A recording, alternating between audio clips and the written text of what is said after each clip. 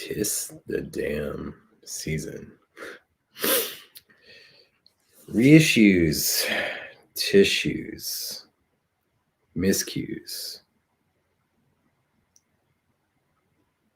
missiles, mistletoe, Tony Cornell, sing to. We'll see how that all transpires. What's going on, everyone? Welcome to the Dr. Funk live show. Thank you guys so much for tuning in live on YouTube and Facebook. Everyone else, thank you guys so much for subscribing on Apple Music, Spotify, everywhere else. And always, your donations are appreciated to keep the show funkin'. Hello, hello. We're going to talk about a few things. I want everyone to get settled in before we talk about Dan, before we talk about a few other things. Get comfortable, get your hot chocolate on. Be the best in the world at what everyone does, whatever that is. And we will get into it for sure. Hopefully everyone's doing well. We have a week before the so-called holy days. Jesus, man. I love how they don't have stuff in order when you're looking at your own dang page. It's just amazing. Hope everyone is doing well. Hello, hello. Someone guessed what shirt it was. Facebook. There you go. But you guys are the best in the world at what you do. For sure. And I appreciate you guys. Wow, that's just crazy where stuff is showing up from like November 30th before other stuff that I posted. It's just absolutely ridiculous. Let's see if I have a different app. Sorry, guys. I like things to go smooth. So, and of course, it's not going smooth.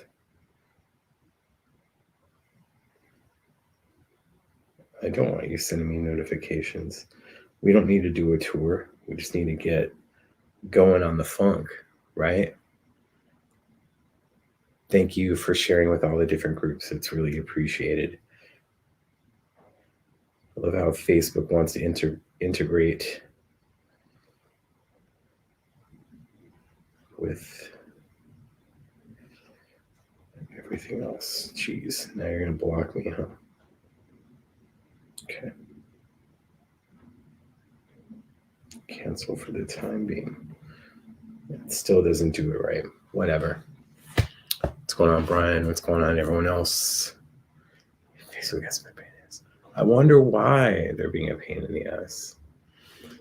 But anyway, if you were being watched more heavily and more criticized, wouldn't you be a pain in the ass, or would you be on your best behavior? A little bit of both, right? So there's a thing that is going on. Appreciate you guys.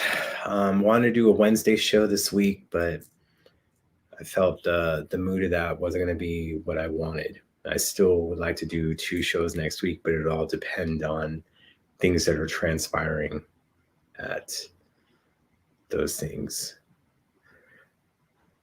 You know, so yeah. Damn, I don't even have my hat around me now. So if I wanted to cover the hair, I can't cover the hair. Although I'm told by some people, don't cover the hair. For ones not watching this live, you don't have to worry about that. Or just listening to audio, you don't have to listen to that. Great, I love the first image they have on YouTube. Fantastic. Anyway, there we go. Thanks. Sometimes want to cover things up is all. Appreciate the support. Yep. You know, now is this an old Punk shirt? A new Punk shirt? Is it CM Punk 2001? Is it CM Punk 2011? Is it CM Punk 2021?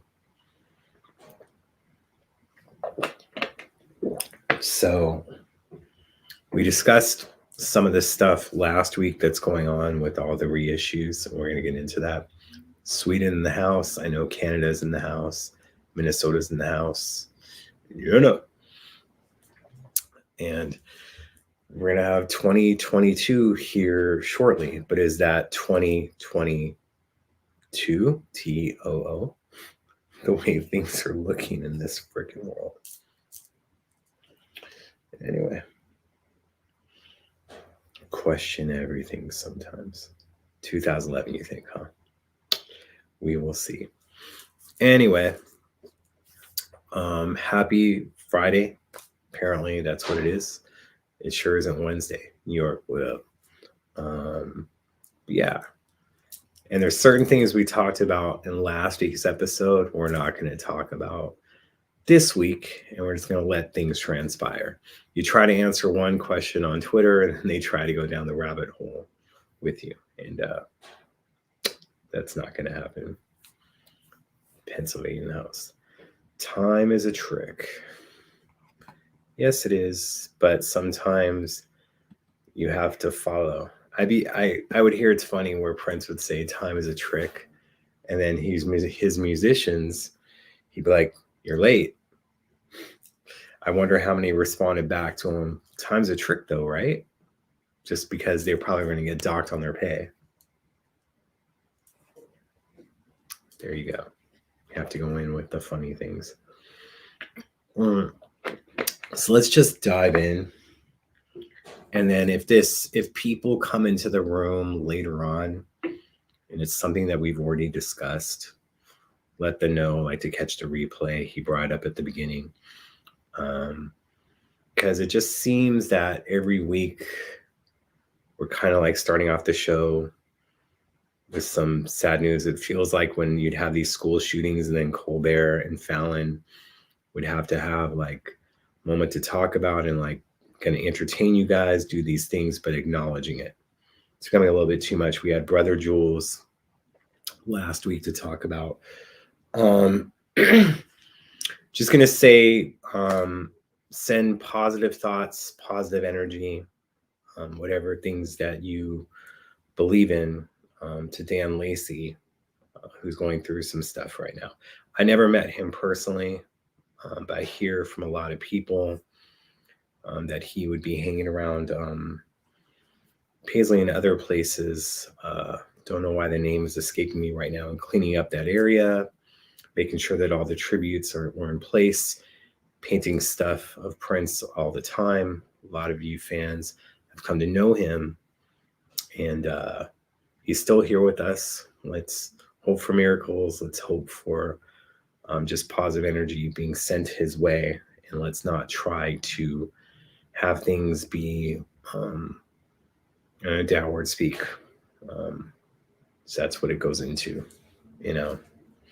Don't know if you guys want to add anything, but I hear nothing but good things about Dan. So that's what it comes down to. Yes, the Riley Creek Bridge. Thank you, Bob, on that. Don't know what I was just giving earlier, but he cleans the area constantly, is upkeeping it, not getting paid for that, but making it his priority, you know, to make sure that that area stays clean, you know. Especially we have a lot of murals in LA, maybe not like a Riley Creek Bridge thing, but a lot of murals in LA. There's some for Prince, a lot for Kobe, some for Nipsey Hussle as well. We want to make sure stuff like that doesn't get tagged, doesn't get ruined by people that just don't understand. But yeah, so let's just send positive energy and whatever you believe in for that. I'm going to send positive love, positive energy. Like I said, I don't like know him, but I know that it's someone that means something to the community. So let's do what we can to kind of like look out for each other.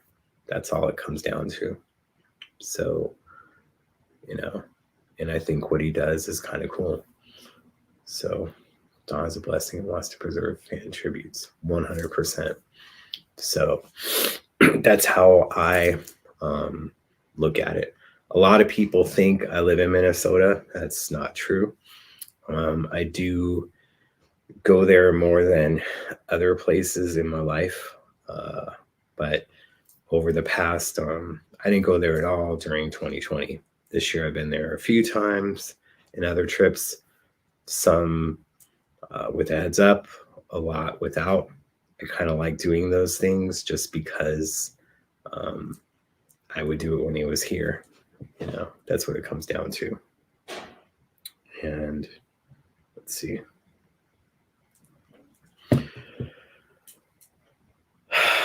Okay, let's get to positive things. Let's go on with stuff. We talked about reissues last week, that there was a bunch of stuff that's going to be under Sony Legacy coming out in February, a bunch of CDs. The vinyl, that's going to take a little bit more time, but these things are transferring over, at least in North America. And look, I don't have the deal in front of me. There's other people that would not come on the show to explain it to you guys. So we have to play this guessing game of what falls under Sony, what falls under Warner's. Is it only North America? Is it further? But per some of their own discussions that they've had in interviews, it appears that some of this stuff is transferring to Sony, but only in North America. Don't know what that's going to mean for future releases. But so some of the things landing on Sony next year would be like For You, the Prince album, Dirty Mind, Controversy, 1999, Around the World in a Day, Sign of the Times. You're going to have Come. You have Old Friends for Sale, The Vault. Now, some of these will be printed on vinyl later on. So yes, you'll have a different pressing of Come on vinyl, Sony Legacy at some point. Some point. It's not going to be in February. And I want to see what Sony's versions look like, because when you go to the print store website, it looks like slipcases. So those are things that we have to see if that's how it's going to look. There's going to be a little bit difference if it's still being a jewel case. And then, of course, vinyl later on. Now, some of the vinyl releases that we know are happening is going to be one for Target at Sign of the Times. And that will have a swirl. And then, of course, like I said, with this stuff not coming on, there's going to be one at Target for Sign of the Times, and that's going to be released February 4th.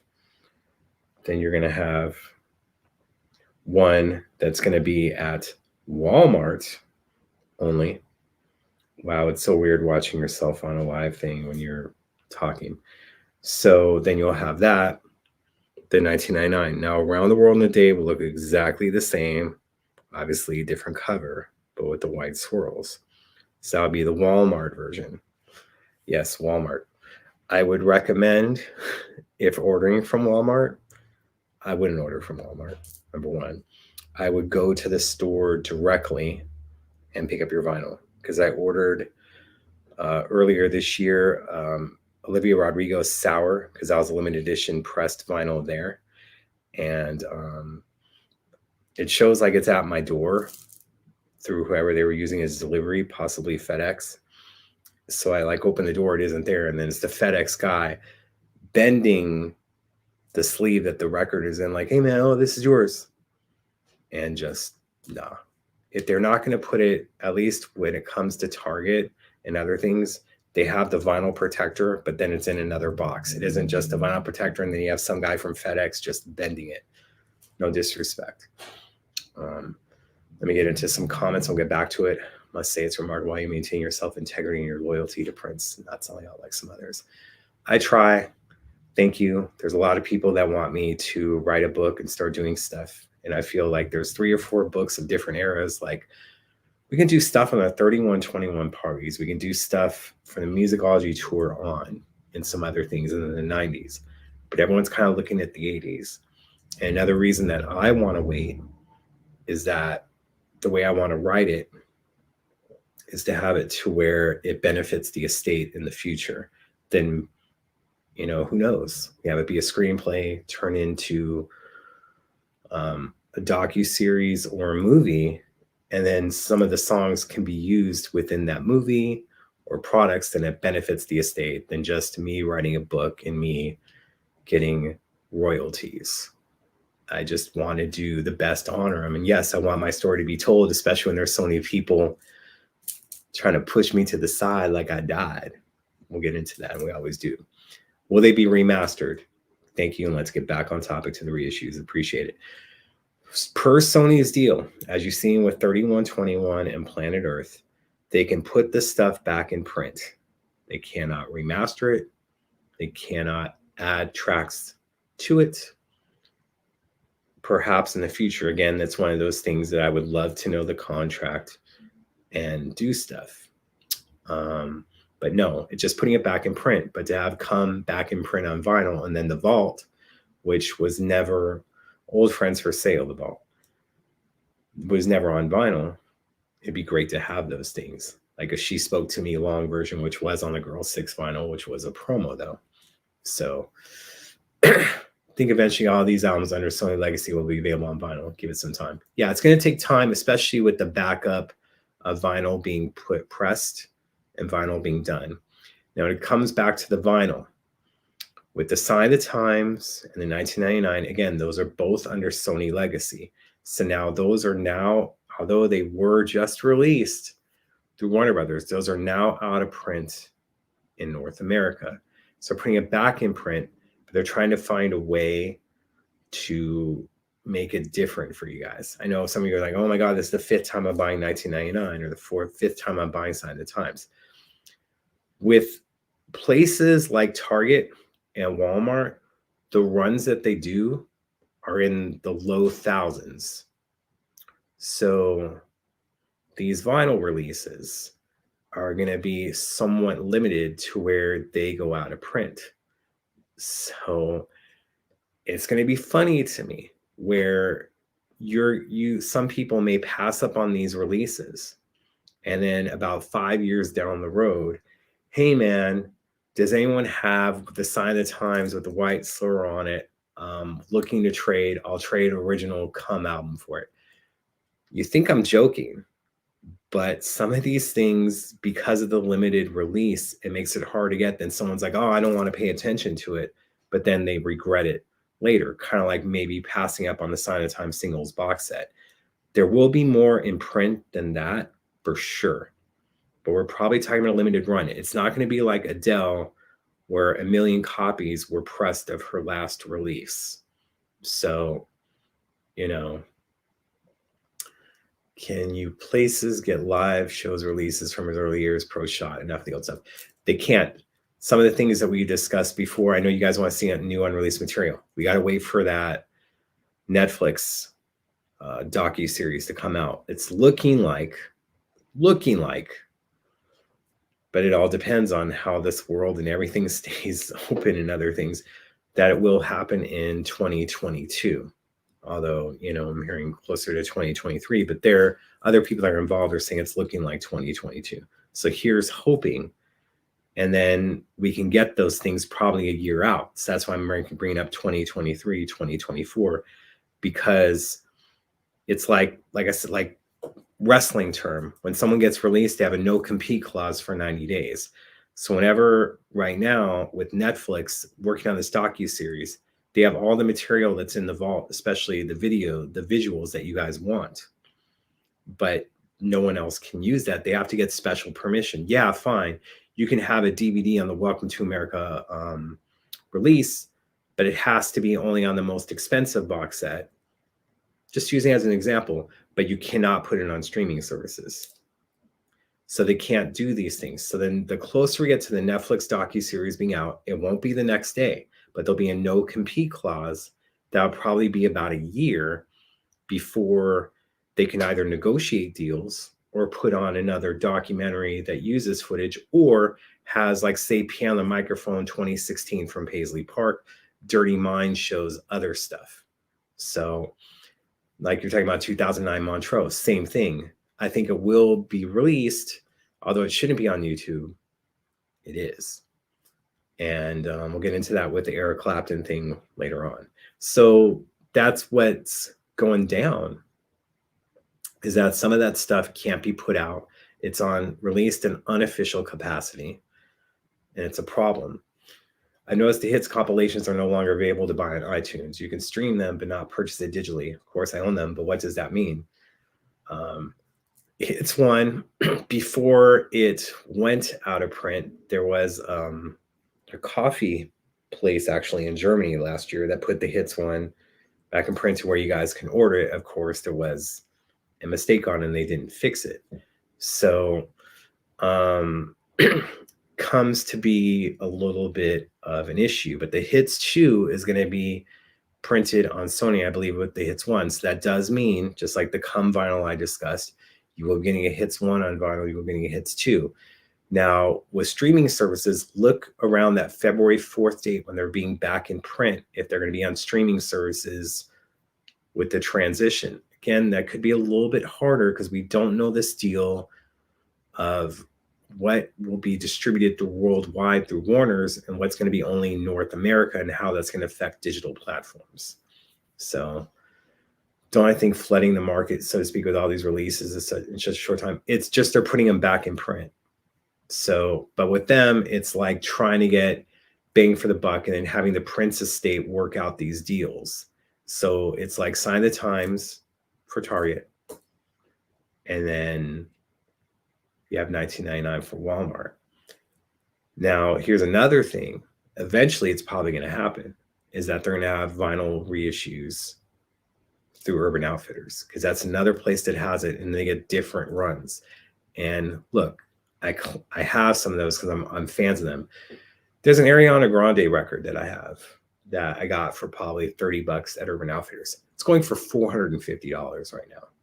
There's Taylor Swift ones that I got, even though now I'm more into her than ever, but I got it before, and now those are worth $350. So again, when I'm saying about these Target releases and I see the vinyl groups like, oh, I don't want this, get it, play the other stuff, but this thing may shoot up in value. So Montreux 2007 is jaw-dropping, 2009 is jaw-dropping, 2013. And again, he was in discussions to play Montreux 2016. So just, I think, Brian, there's more that there was writers in WCW and writers in WWE that were fans of Prince, because you had the Prince Aiki idea, but you also had the artist formerly known as Goldust. Do we need to go there? There's just other things, like they call him the artist known as Shinsuke Nakamura. Again, there's a writer that is totally a Prince fan. Of course, there was the Velveteen Dream, who has been canceled for his treatment of women, who wore the third eye sunglasses and would have certain Prince designs on his pants, and even had a Prince impersonator. The one from Florida, Sir Jack, was in a promo.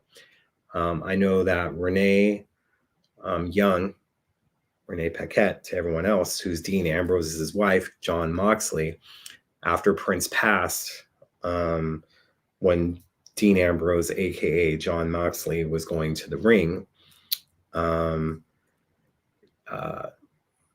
Mario Rinaldi made sure to say, "Dearly beloved, we're gathered here today to get through this thing called life," and said also the Ambrose Asylum. So I think that was a little bit of a nod to Renee being a fan, but there is people. I think it's more so the wrestlers, especially because they're focusing so much on newer young talent that may not have it. Have I ever thought of interviewing any of his family members? Yes. With Sharon, been in contact. I rather wait for things to settle down a little bit, because I don't want, how do I put it? You want to protect people, and you want to do these things properly. And probably the interview that we do, that would be pre-recorded. I'll take your questions beforehand. But sometimes some people get out of pocket on this, and it makes people very uncomfortable. So that's why sometimes I'm afraid of some people coming in, because they'll watch the shows and are looking at the comments. Sometimes you guys can get out of pocket. Can't have that. So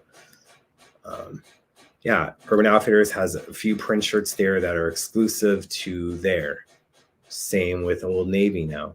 There is no longer Bravado having the deal with the Prince estate. So they have separate deals with different stuff. That's why you go to Target and you have like that Prince 1979 shirt that was around for a little bit. Who's the original owner of those Montreux shows? Look, with those things, they were in discussions to talk with Prince to put them out. And just like I'm saying with the piano microphone 2016, Prince would be like, you gotta make sure I get paid properly for those things. So Montreux would have everything done, have it professionally done. Prince would be like, it looks great. How much money? And then there would be a discrepancy of what he felt he should be paid and what they wanted. So then they'd be sitting on it, and then it would just get out there.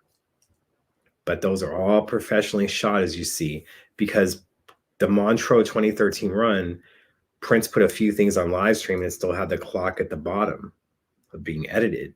The versions that you see around, it's fully professionally shot, professionally edited, and all that stuff. So it'd be Montreux owns it, so to speak, with Prince. And then the thing is that we don't know, because Prince would sometimes buy back the rights to certain things. That's why you didn't have the Rock in Rio performance with MTV. He bought back the rights. When there was supposed to be this big thing on 1999, they interviewed Bobby Z and Jill Jones in 1999. Prince purchased the TV rights so VH1 couldn't air it. Watch Taylor Swift start doing that now. Is the Gold Experience album cursed? No. They need to settle things with that Italian court. I just think it's absolutely ridiculous that you sue 5 times, 4 times. No, nope, it's his song. Nope. Then the last time, okay, fine. And I heard stuff about the Italian courts all the time and how shady they are. So they're caught up in that crap. And that's what's making it hard. Who brokered the release of Montreux? There's no one that brokered it. Prince was trying to make that stuff happen. The camera work is awesome, Montreux. Yeah, they would do it. You had, like, it was always professional. Whether the 2007 footage that isn't circulating as much as 2009, 2013. You know, in 2009, I think after the first show, there was rumors that they wanted more hits on there. That's why the second show that they did had a little bit more stuff on it. That's what it comes down to. Saying that those concerts on YouTube. Yeah, because it's probably that the estate can't say that they own the rights to it, and it's put onto it, although it's it. If it's Montreux trying to do it, like, look at the names that are on stuff sometimes. But there are certain things that are on YouTube that shouldn't be on YouTube and haven't been struck down. Now, when Prince was here, and this plays into the Eric Clapton thing that we're going to talk about. When Prince was here, you know, first he had Universal Music Group, and they were supposed to take down stuff. And then he felt that they did stuff that got him in a hot water. So then he hired Web Sheriff to do it. Then he had a girl do it. That's a friend of mine. When I'm saying a girl, it's not of disrespect. I just don't want to say her name and put her into it. That was assigned the task of taking down videos after Web Sheriff. Then he assigned Taika to do it and was finding a way to get her money. So those are the things that were going on. We're going to go back into it. I'm touching base into it. And playing on Leaker, can you say bootlegger? Well, remember when Prince said on Larry King that people kind of get off on it being stolen from him? Sometimes the same people that have to show off what they have. It's just interesting. So there is truth to what he's saying, that people get off on that and his bootleggers. So the Eric Clapton thing, of course, you got to look at the headline, The Consequence of Sound wrote. Very rich and often delirious musician Eric Clapton has successfully sued a German woman for selling a single bootlegged recording of one of his concerts from the 80s on eBay. Like, we're getting that, okay? But has he made anything about that public or his response? And because people are saying, oh, it isn't him directly suing, it's this going on and blah, blah, blah. Because we've seen it like it's a broadcast recording, and we've seen the stuff where there's bootlegs of stuff from the Gold era or Purple Rain era or New Tier era that says that it's a broadcast and or an import. You know, when we used to go to the bootleg stores back in the day, it'd be like, do you have any Prince imports behind the counter? You couldn't say the word bootlegs inside these places. So with that being said, I remember then there was people on there that just have to bring it up. And I don't want to get into battles back and forth. I'd rather do this on my show and then you guys have the knowledge. So everyone remembers about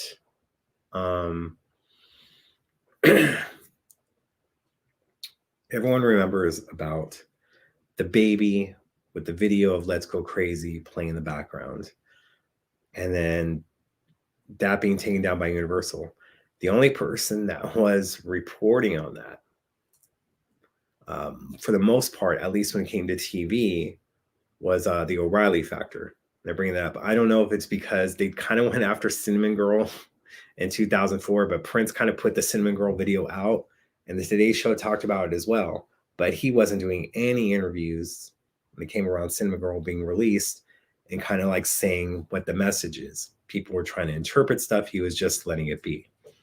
So you go on this, and I think it's funny because when the PFU movement was going on, MSNBC, Fox, and CNN, they were all covering it. Just interesting that they didn't have some of the people that did PFU, just put on makeup, guys, and do the interviews. So that's what it comes down to with the baby and stuff. Prince, look, this isn't after the fact. It was while it happened. Because Universal, at that time, you have stuff now. If you have any sound, you can see it when you're at a party and you're going live. There's Prince music in the back.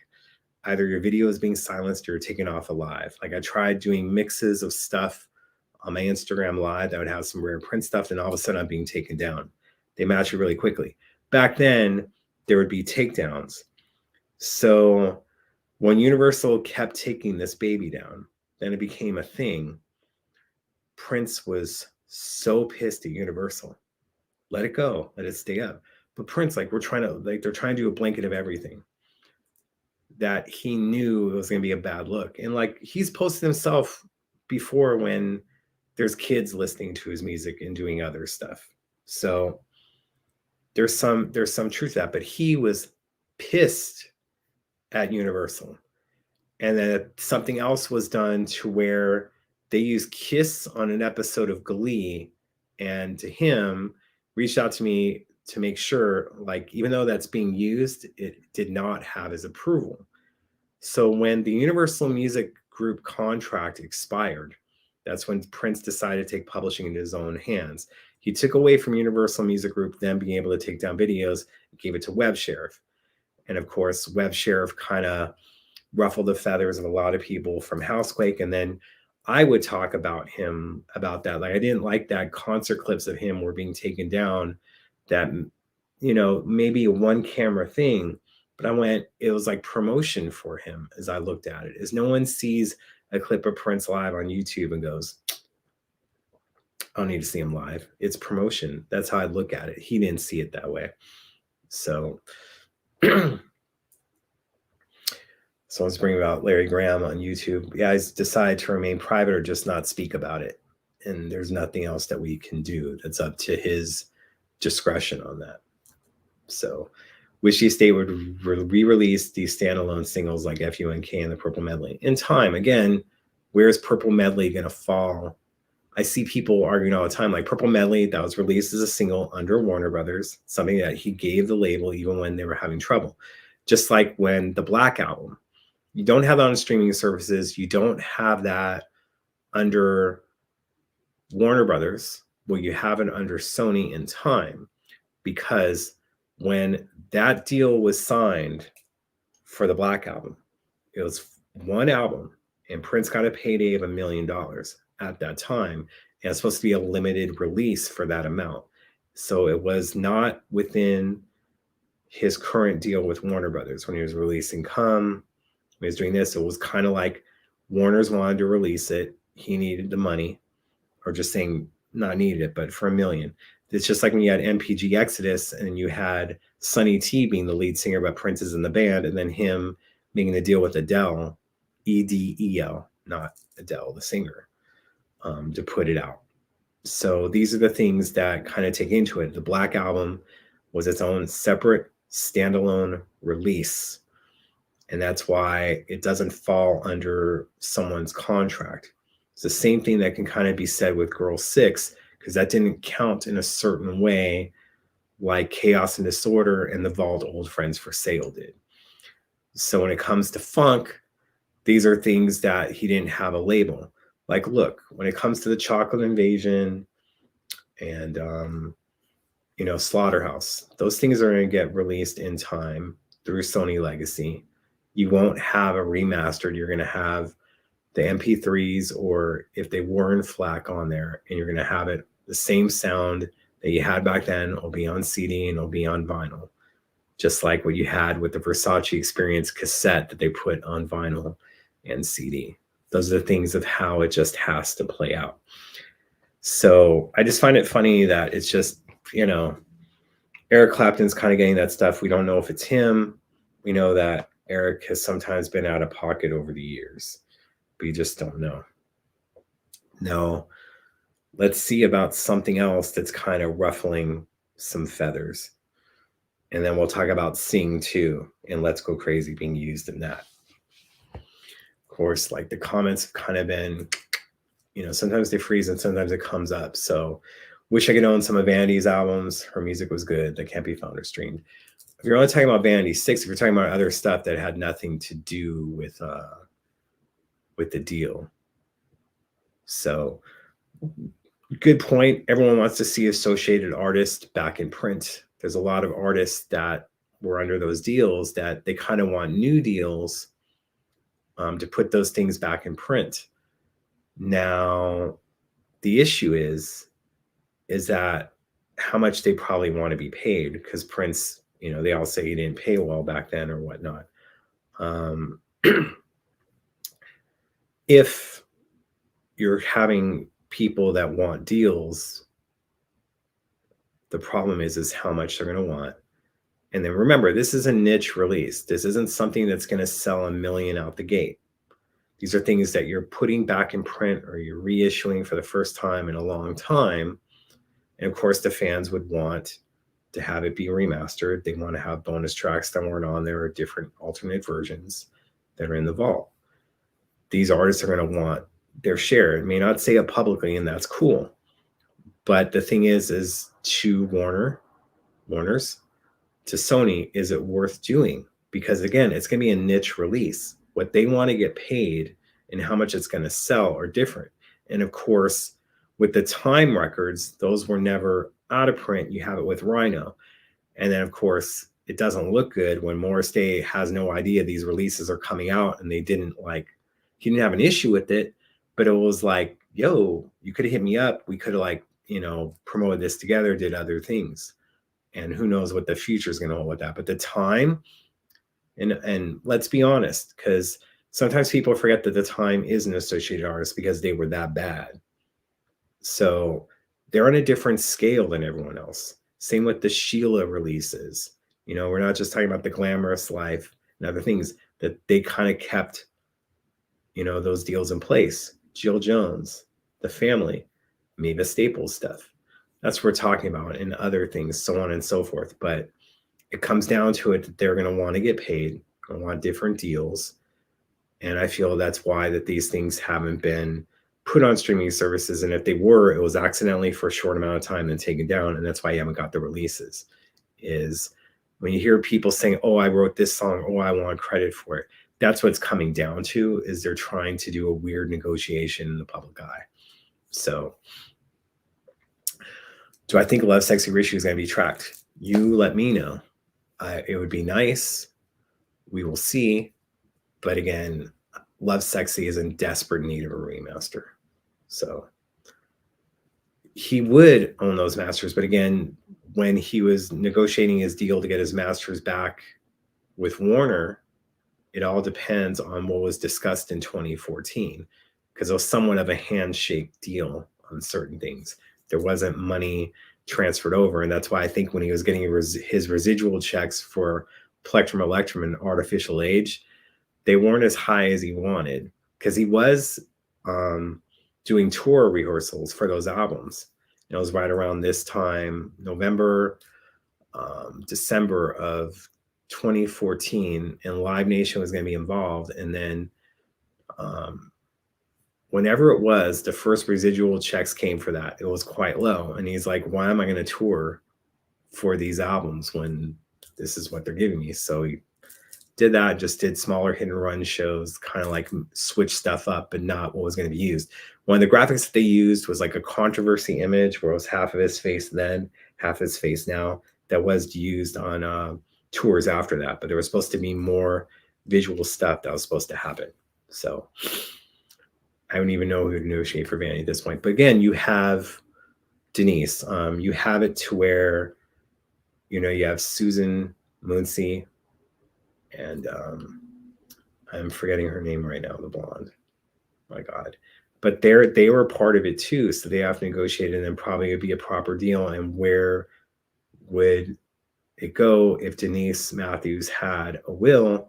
Who gets that stuff, or would it go to charity? So, you know, digital version is tracked, but let's see about CD, and we'll see about that.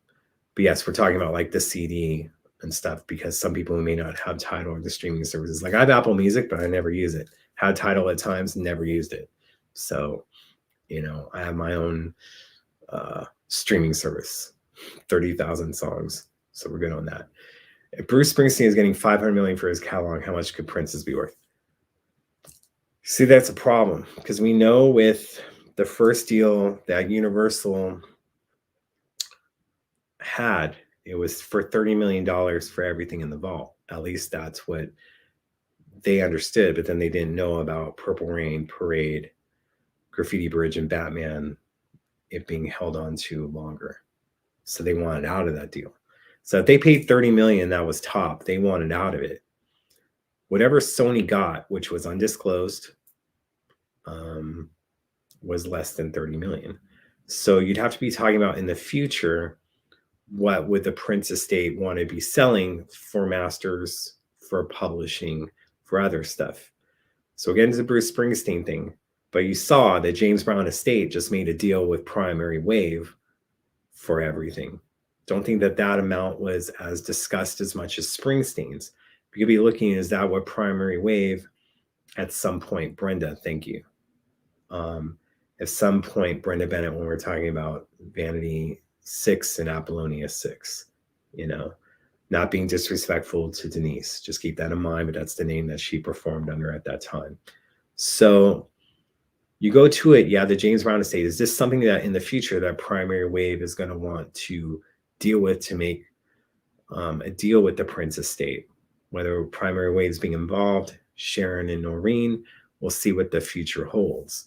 So we don't know, but to me, it was heavily undervalued for the $30 million. And they just don't know what to do with the 90s material. The only thing that sucks is if Warner still owns control of stuff and Sony only has it through North America, that messes up releases overseas and what they can do and can't do. So it means there's going to be a lot of imports, and then the US fans, if there's like a special release coming out overseas, you guys are going to have to make deals to have someone ship it to you or order it through other means.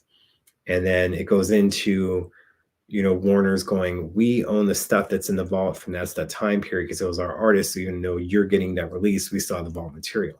Have to know what's going on with that. And it's somewhat of a question mark. So that's what I'm saying, is they own stuff, but they're asking of how much it would be worth. So we don't know, because you have publishing, you have all the material that's been released, then you have vault material. But Warner's, there's too many moving pieces to be able, unfortunately, to give you a precise answer. And not all that is public knowledge. All we know is through whether it was accidentally said or not, that the Sony reissues that fall under North America, not worldwide. So there you go.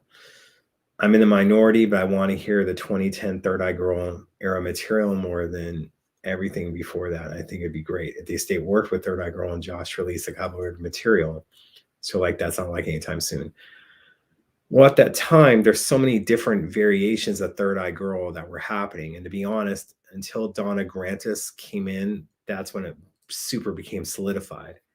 because he was wanting an all-girl band for a long time and came close in 2006.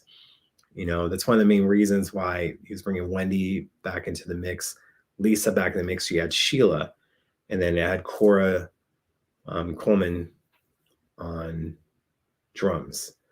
But she was a package deal with her husband, Josh, for bass. So you couldn't get the girl band if you wanted Cora, and you wanted Cora. So there you go with it. It's a little bit different of going in there. And then at one time, even Orianthi was being discussed for being a guitarist, but that didn't work out. I think they did record material that we're not aware of, just like there's a bunch of Tal Wigginfield stuff that still hasn't been recorded. I know at one time, Cindy Blackman was in Prince's band. So there may be some stuff with her that's been recorded and we haven't even heard yet. There's a lot of stuff. Protege releases like the Family Madhouse albums and Vanity 6 and iTunes a few years ago were all unauthorized. Yeah, that's why I said they were put up for a certain amount of time. There's so many moving pieces. That's why I feel that a lot of bootlegs that you see on eBay or other stuff, if the Prince estate was going after them, that's money that they're going to have to charge. And already the judge says that the rates are high, but fair. But if they were going after everything, it becomes problematic. And then there's just going to be more money taken away before the family and primary wave get to take over. It's problematic. Any updates on Next SD? We kind of talked about stuff like that last time. There's going to be some releases. You will most likely get one, albeit it depends on certain things. We get one in 2022. You get one in 2023, and you will definitely get one in 2024. The 2024 one, I think we all know what that one is. So who owns the Prince estate now? It isn't anyone owning it. Comerica runs it. Yeah. Now, when you're talking about buyouts, that's stuff when it comes to their share. And there's some that primary wave has it. There's some that have it sold. But Comerica runs the show for right now. There's no ownership. 2 pictures in your bedroom, Vanity 6 and Apollonia 6. I'm going to stay in pocket. That's cool. I've girls wearing those outfits or having posters of it. It's more like if I have it now, being like who I am, I think we'd have like a dirty old man. I remember, and I said this before to someone recently, I remember like I'd have my friends over to watch the games. I had this poster of Carmen Electra right by the TV where she kind of like is showing her cheeks a little bit. Then behind them, it was there for hours. So we're watching the game. We watched the morning game, the afternoon game. It was in the middle of the afternoon game. They're starting to realize that, like when it goes to commercial breaks, there's an image behind them. So then they look behind. Again, remember, Carmen Electra booty cheeks showing. Behind them was a poster of Prince and Love Sexy. So the guys turned around. Oh, Jay, come on, man. What's this? And I went, dude, like that was there the entire time. It's not like I put it up. You sat down on the couch. You watched the games. We had food. We ordered it. You guys never looked. Even like when you're going to the bathroom, no one looked. Now it's a problem. I'm like, just look at the game and look at Carmen Electra on TV. I'm like, he's not going to jump off the picture behind you naked. Chill out. So, goal experience in 2024. You're having wishful thinking about that lawsuit being settled by then. And that's not going to be a super deluxe. So, what anniversary happens in 2024? Come on now. You know better. Warner Brothers should have bid for all the rights. They seem like they come off as calculating. It sucks because I'll be honest. I said on this show before, people can say that I'm critical and all these things. I understand his trouble with Warner's in the past. I was wanting, because everything would be easier, I was wanting Warner Brothers to have everything so we wouldn't have this problem that we're having. Oh, North America. Oh, who has this? Oh, who has that? These albums are in print, but who owns the vault material? Where is this going to go? Blah, blah, blah. We'd have the question of Warner's. And to me, twice, they didn't want to bid on it, or they didn't put up a bid. And again, sometimes I feel you don't know what's in the 90s material, and You have to promote it in ways. You have to do stuff. And I feel it can be very profitable, but you have to do it in the right way. He just didn't have the machine behind him. And all that stuff from the 80s is, you know, we played it. Scene 2 isn't asking for I Wish You Heaven to use. They're using Let's Go Crazy. And that was used in the Kingsman Men, I believe. There is a scene, a fight scene at the beginning of the movie in cars, and they're using Let's Go Crazy. So that's been used before. I'd rather it be for that and for Scene 2 than a credit card commercial, though. So Fez that the Prince estate owns the rights to associated projects, and I hope that they will partner or collaborate with these artists. But again, does it fall under Warner's or for Sony? And then if you're talking about remasters, will they be able to do it? And we're talking about tracks like, say, Vanity's version of Manic Monday, Vanity 6, or other stuff, or Apollonia's version. Is this going to be on these releases? They can't do that stuff. So I'm not going to talk about 2022 because they keep flipping of what the SD, the special super deluxe edition is going to be. They keep flipping. You know, you're going to be having Diamonds and Pearls along with other 90s material packaged with that, or Parade. The thing is, the reason I think you're going to have Diamonds and Pearls and Symbol, I'm not going to get more into that than just saying that. We had more details on that in the last show. Because the Parade trademark lasts longer with Warner's. So more than likely, that's what you're going to be getting for 2022. We will see. So, hello there. So it's Primary Wave a publicly traded company? I don't think they are. But if they do, you may want to buy some stock in that. So yeah. Somebody put those up without the estate's permission. Yep, they did. When it came to associated artist stuff being on there. Why didn't they put up a bid? I think they put up a bid, but it wasn't to where they wanted. As I said, I wanted Warner's, knowing the issues that Prince and them had, I wanted everything under one umbrella because it makes everything so much easier. That's why, you know, look, when they have P on the microphone 83, that's tactical because now they kind of have something like that and they use that. So when the 2016 release is gonna come, do you know the copyright to that? Is a deal gonna have to be made? Like, look, there is a Lakers documentary coming up on Jerry Buss that's gonna be on HBO. Now, the 80s Lakers, they were called the Showtime Lakers, right? But because there is another cable network called Showtime, they're not using It's Showtime for the docuseries. They're using something else. It's like, okay, but for us people, like, obviously It's Showtime would be the best name to use. But because of there being a cable network said that. So when they do release Piano and Microphone 2016, the Paisley shows, are they going to be able to use that name, or are they have to pay for the trademark? It was very tactical. That's why they did that. So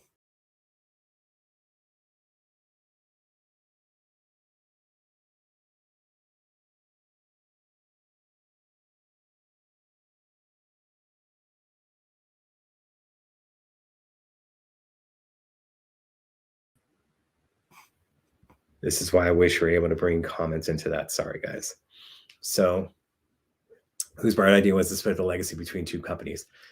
That's why I'm saying you have it all under one umbrella. You don't have these problems.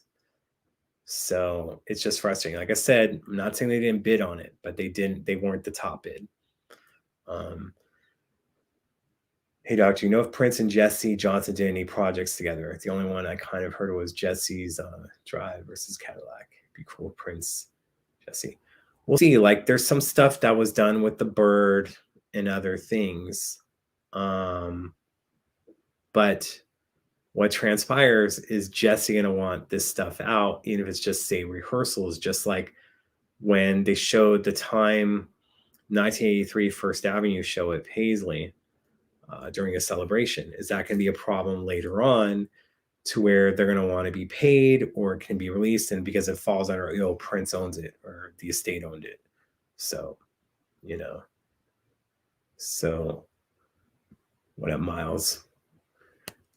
In time, I think that will be done. I know you texted me about that, but when it comes to future things, can't even acknowledge it, because it's just like when you have someone that does stuff or works for it, be like, oh, they took my idea and they ran with it. There's a lot of people that feel that way about Love, Sexy, and the Black Album being combined, for sure. It's a lot of people have said it.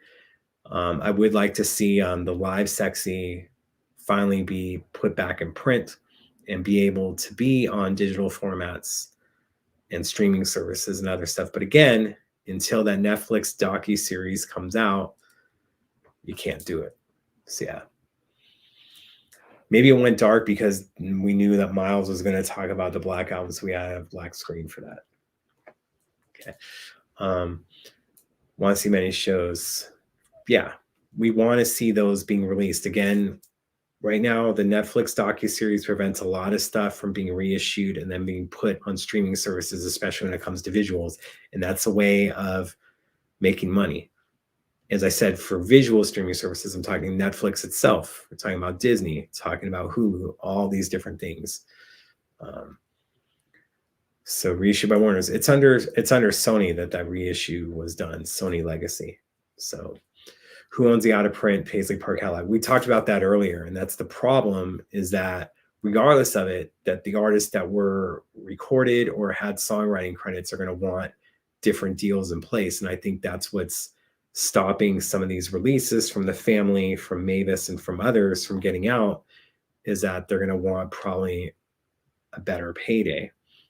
That makes no sense why they haven't been put back in print, put on streaming services, but there's hangups. And then when you have other people that work during that time saying they want songwriting credit on certain things, that they're playing into it. So they're staying away from that because it could be lawsuits. But again, these would be niche releases. These aren't going to be million sellers. So is it worth it for either Warner or Sony or the Prince estate to try to negotiate with these people? They're going to want a high payday, and those albums aren't going to sell. It's going to be the hardcore collectors. And as we've seen over the past 2 years, a lot of the hardcore fans are dying off, and we are not getting a lot of newer fans being brought in. We need to be more open to people who may not have been around back in the day. So that's what it comes down to. It's not for around the world in a day. The Walmart will have $19.99 February 4th. That's going to be a limited pressing. And then you're going to have Sign of the Times. It's under Sony Legacy. Even though these two just came out, it's going to be a limited pressing. So it may make these go up in value. It's not going to be only 1,987 copies made, just like the Sign of the Times single set. But they're not going to be in print for super long. They will have regular versions in print, because I found in $19.99 under Sony Legacy at Target that's going to be released on that day. However, that is going to be kept back in print and not going to go out of print unless that Sony deal, whenever it expires. So, I think those who are controlling the print estate made some deals earlier on that may have hurted them later. Yeah, the Netflix deal, when it was announced, and it was like 4 years ago, about a week ago, and it said that was going to be worth 7-figure money.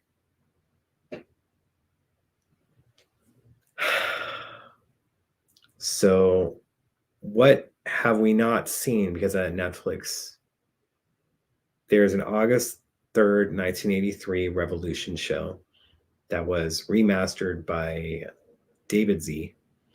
There's a documentary for that.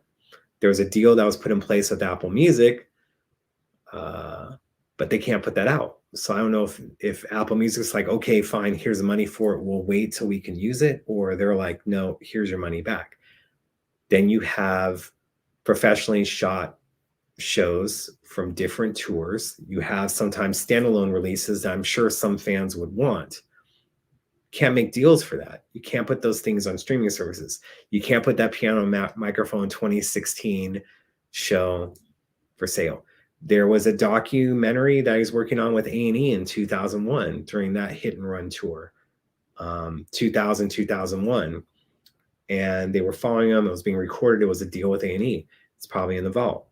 There's so many things that, as you said, yeah, it hurts the deal. When people say, oh, it doesn't hurt the deal, like, look, we want to see the docuseries come out, but we also want to see all these other things, because they could be releasing 10 projects a year and it won't be enough for the hardcore fans.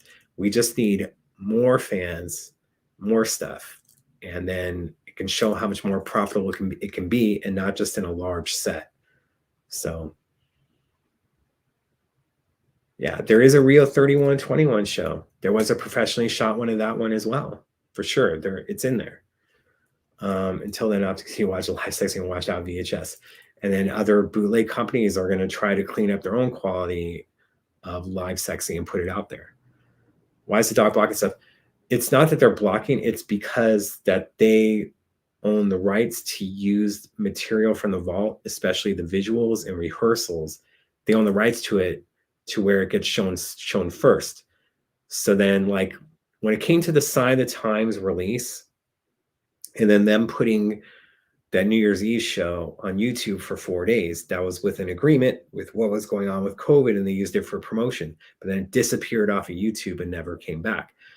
With the Welcome To tour, fine, you can use one show from that, but it can't be put on streaming services. So it isn't about blocking, but it's because of the deal that they made. They made a deal, as Sterling said, that it hurt them in the long run.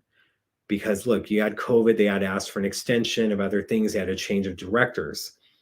What happens is that it isn't about blocking, but they have the exclusive rights to show it first.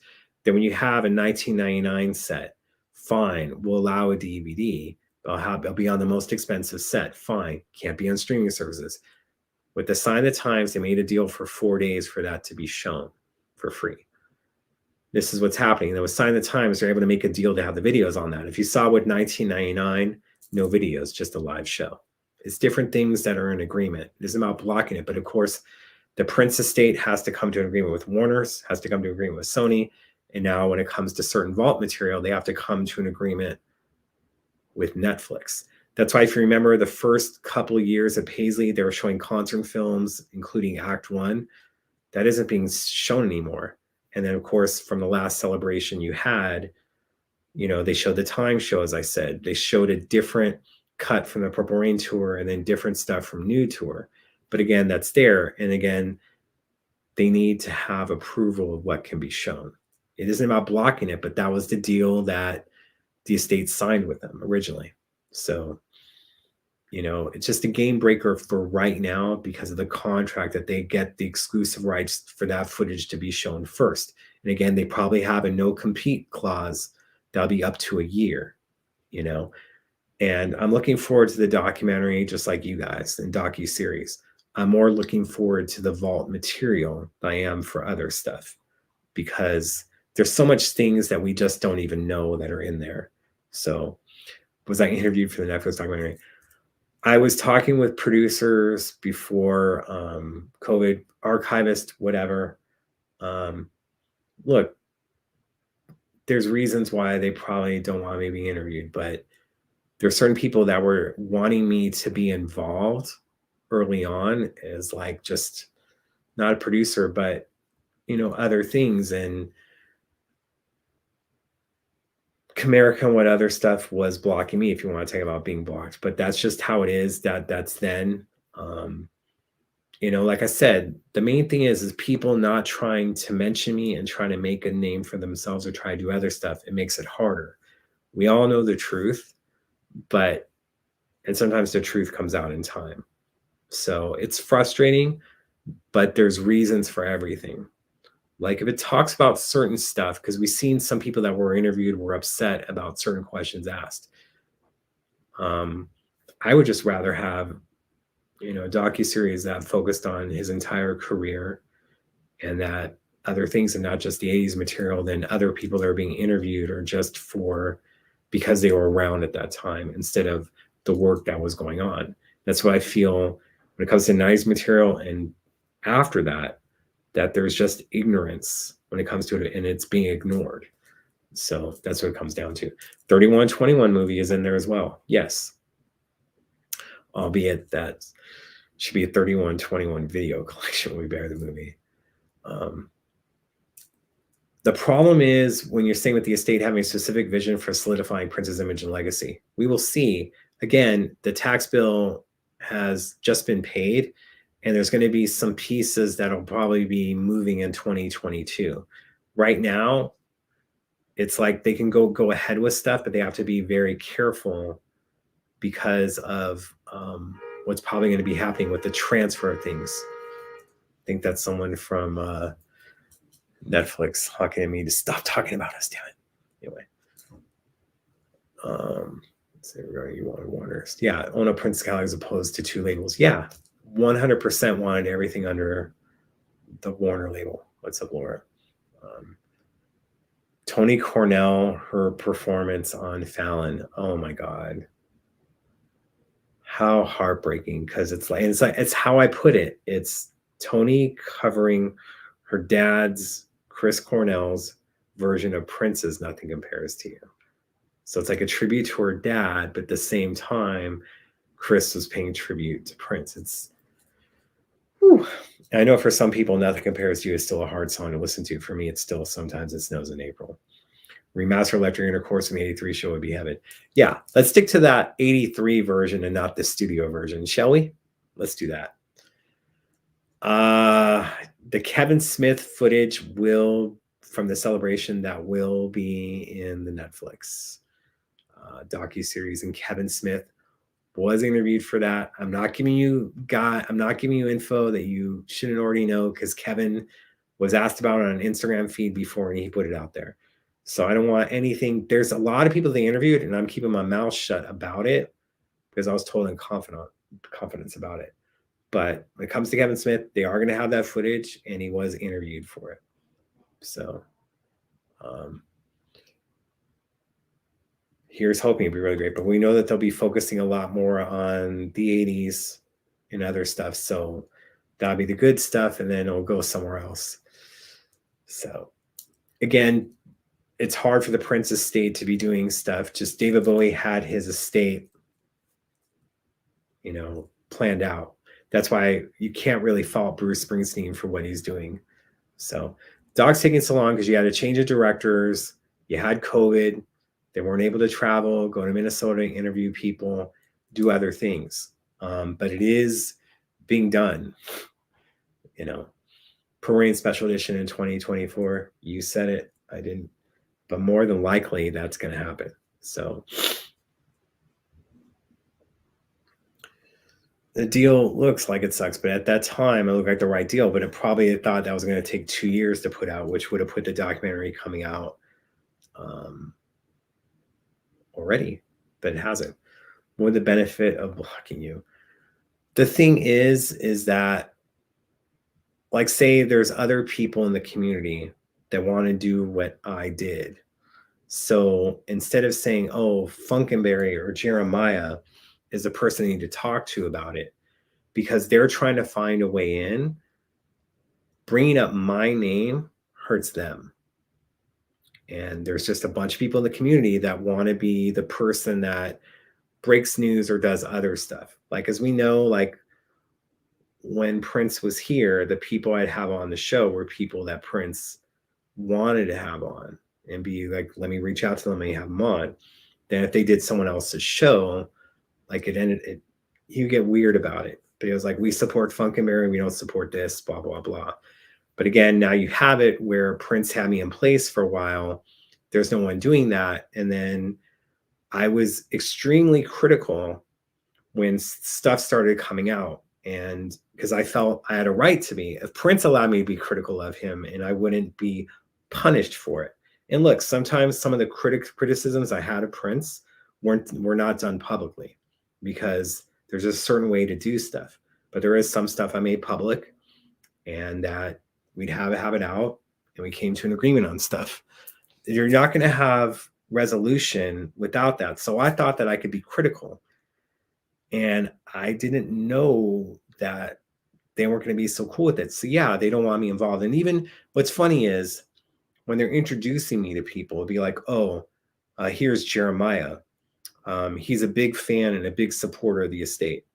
They're not saying he worked with Prince. He worked for Prince. He was involved in the community for over 20 years.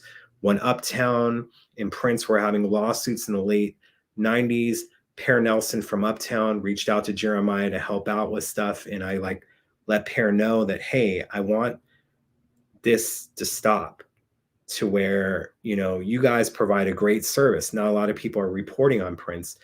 And then knowing that the internet was going to change stuff, and then trying to make sure when it came to tour reporting that we'd have a person in each city reporting on a tour date and ask them, don't post it online. So Uptown Magazine would have original material.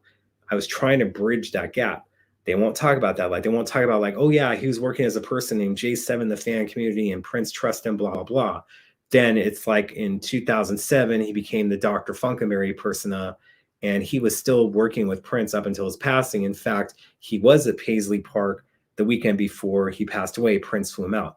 They don't mention any of that stuff because it hurts them, whether it's other people that are fans are trying to make a name for themselves or do other stuff. And what happens is they're hurting the community, because when there's something that the fans are upset about, there's not one focal person that can be their voice. Like how it was when he was here, I was able to be that voice, and he would pay attention. He'd be in watching the shows, whether live or, you know, a few hours later after a show. But then there would be stuff going on, and then it would be like, yo, hey, the fans are saying this, the fans are saying that. I try to do that with Comerica. They didn't care because there was other people that weren't going to be critical of them. And then, of course, they want to listen to what they're doing good instead of what can be improved on. So I was kind of, I guess, one of the banished ones. And I'm still here. And I think it's so disrespectful because, as someone said earlier on about integrity and how I'm still trying to do stuff, it's tough. The past few years have been heartbreaking for me. There's been other people that they're not speaking up on certain things. And again, I'm keeping my mouth shut right now because when I've been critical, it puts me further away from the goal of trying to make sure to do stuff what I feel would be right for Prince's legacy and still do for the fans. And that's why, like, for Sing 2 that's coming out today, I'm glad they're using Let's Go Crazy, because we need to find a way to get a younger generation interested in his music. And we need to stop being so protective of Prince, like, oh, I went to all these shows, you didn't go to these shows, you're not a real fan. Stop that crap. Because eventually, as I said, you know, and it's looking like sooner rather than later, because a lot of people are passing away, that eventually the only people left are going to be people that haven't seen him in concert. Like, let's get over that crap. You know, stop with the comparing of sizes of stuff. Be welcome to it. Get them in, because the more fans that there are, the more material you guys are going to get at a better pace, and not in freaking just major box sets. So that's what it comes down to, and hopefully that answers your question. Do I have a loose connection on vinyl? I don't yet, I'll be honest. Seen it at times. Money's a little tight right now, so I won't be getting stuff like that, but I'd love to have it. Now that taxes are paid, does the family now get control? Not yet. There's going to be court dates happening. Remember, primary wave owns some, the family owns the rest. So we're going to see how things transpire in 2022. And of course, we will be doing a show after the first of the year, probably on a Friday. And we're going to talk about what you guys want. Now, just remember, it can't happen immediately because other things have to be in place. So we probably will be having to do another show in June or July that's asking what you guys want. But it's important to me that the fans get heard. And this is what I'm talking about when you're having so many people trying to be the voices, trying to make their other stuff, that it gets convoluted. It's just like what I say, like, I want you guys to listen to other shows. I may not listen to the shows because I'm afraid of absorbing the knowledge and I'm going to pass something off without giving them credit. But, you know, you just have Funkatopia interview Alan Leeds. You had another Michael Bland interview with Michael Dean's show. So follow those shows, get that information. And it isn't like this whole competition thing is so stupid. Like if you have one person doing it, you can be having someone like I'm putting out Club Housequake. They're doing like a Purple Rain thing. The thing is people don't care where they're getting the news from. I learned this long ago. They just want to know the news. Put your freaking ego aside and actually care about what the fans want instead of trying to find your own way in. I made my path harder because I was in discussions to work with them. I made my path harder because I was being critical. And I wouldn't change a damn thing as much as it's hurt me, as much as it's put a block on me, because I'm truly trying to do stuff for Prince's legacy to the point of where it's hurt me financially so much and trying to do stuff in the fans' interest. And I'm just tired of it. Like I'm not going anywhere. But there's someone that said to me that truly cares about me that, you know, you should be trying to work with the Taylor Swift estate because your knowledge on her and doing this stuff. The thing is that Taylor isn't rewriting history. She's not exactly following the Prince playbook, but that girl, from the albums that she recorded and re-recording her masters and getting stuff back and the other deals that she made, just like in concert, if you take her photo to her, that photo belongs to her. If she wants to use it for something else, it's not yours, it's hers. Sound familiar? She took on Apple Music, told them to take down all her music until they made better deals for herself and other artists. She did the same thing with Spotify. Sound familiar? You can continue to kind of diss Taylor Swift because she may not be about your music or your funk about Prince, but she's rewriting the game right now and somewhat to some extent, not exactly following the Prince playbook on it, but because she's at the height of her powers, unlike Prince was, and definitely talking about it publicly and knowing that she's being crapped on, her fans have her back. When it came to Prince and fighting in the 90s, you look at Uptown, they were clowning on him. They were constantly reporting on bootlegs that was pissing him off. And that's what started some of the lawsuits, was talking about that unreleased material. So let's see. Jesus Christ, I'm like 13 minutes behind the comments trying to do stuff. Kevin Smith, yes. Studio version is, yeah, Electric Intercourse studio version is not that good. But let's have that Bobby, the David Z, stuff that he worked on come out. Just want the documentary well done. I don't want to rush doc. It's been taking times, so hopefully it is well done, like you said.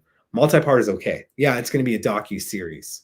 So I know about the length. I don't want to discuss it right now. Again, I've rocked the boat so much, and it's put me in a bad position. And look, like I said, sometimes when you care about stuff, you become your own worst enemy. Like, look, I'm not even trying to compare it, but the way that Prince was ridiculed in the 90s, writing slave on his face, how dare he's saying he's not get paid enough, blah, blah, blah. And it's just like what Leno said in 2001, like, you paid the price, but eventually you'll be on top. I'm hoping that me not willing to sell out will benefit in the end Prince's legacy and the fans. And can't do stuff for free. I'm not 19. But the main thing is there's visions of stuff that can be done a certain way and make the estate a lot of money. And then in return, hopefully I'll be paid well. But the whole thing is that I don't want money to be left on the table. I don't want Let's Go Crazy being used in a credit card commercial either, though. There's other ways to make stuff happen, especially, as I said, the money is in the merchandise. And Taylor Swift and her label, how they do that. Like, it's just been absolutely ridiculous how much on top of stuff they are. And they do the same thing where they have separate deals with Urban Outfitters, with Old Navy, and Hot Topic. They have separate deals in place as well, but they sell out a lot quicker because they make it events. And it isn't just Purple Rain stuff. You had Evermore, you had Folklore, and then you had Red. So sorry for you guys to hear that, but some stuff like the studio version now that's final, other unreleased mixes when I'm waiting to hear finally. Yeah, there's a lot of mixes out there too, especially the 90s material. Yeah, they are trying to rewrite, delete history. And it isn't just me. They're having, I call it Prince and then the revisionist. That's what's happening now. And I'm tired of it. Like, look, I had relationships with Bobby Z, had relationships with Andre, Third Eye Girl, all these people. And Prince basically wanted me to be Switzerland because he constantly, hey, can you talk to Paul about this? Can you talk to Paul about that? Can you tell him to stop talking about the family, concentrate on F Deluxe? Obviously, I can't do a Prince impersonation for the life of me. Need Scotty on that for that. But I'm still trying to be Switzerland. And right now, I'm not trying to be everyone's friend. My main thing is that, when I still reach out to Paul and I still reach out to Bobby, or I reach out to Joshua, I want to be able to have that contact. There's some other people that won't reach out to me, but I understand they might be busy, might be other stuff, but it's is it truly hurting the legacy? Jacqueline and Jeremiah, just know that you're forever in Prince's heart. He's in your heart. Don't forget the love that he has had for you. Like I said, he would constantly check on my health, ask how I was doing, just meant a lot to me. And like I said, we didn't see eye to eye all the time, but I would push back on him where other men didn't. But I think it was smart of me to remain in LA while I do stuff at Paisley, because if you're there, you're kind of afraid of saying stuff like, am I gonna have a hotel to come back to tonight if I talk stuff to him? But you like say stuff like Doc needs to use better decisions. Like, okay, what does he want me to do? No one's promoting this. I'm trying to promote it in a different way. And then the next thing is that he was sending me more stuff to promote in the way that I was wanting to. But originally he said it was a bad decision. But then I explained where I was coming from, and then there was an agreement made. So don't do spoilers of stuff that I haven't seen yet because that hasn't aired out here. Come on, man. Do I remember you from the 90s and you were the authority on Prince way before the order Housequake? Thank you for that. Housequake, like, look, I was telling someone, my friend Phil, hope he doesn't mind me putting his name out here. But I was like talking to him in 2005. I'm like, I can tell the Housequake people are pissed I'm getting Prince information first. He's like, really? I went, yeah, dude, they don't like me. And again, yeah, I would post Prince news first. There was sometimes I didn't get everything first. What I learned is you guys don't care. You guys want the Prince information. So when I credit people, like someone else found about the Sign of the Times thing before I did, I gave them credit. You guys don't care.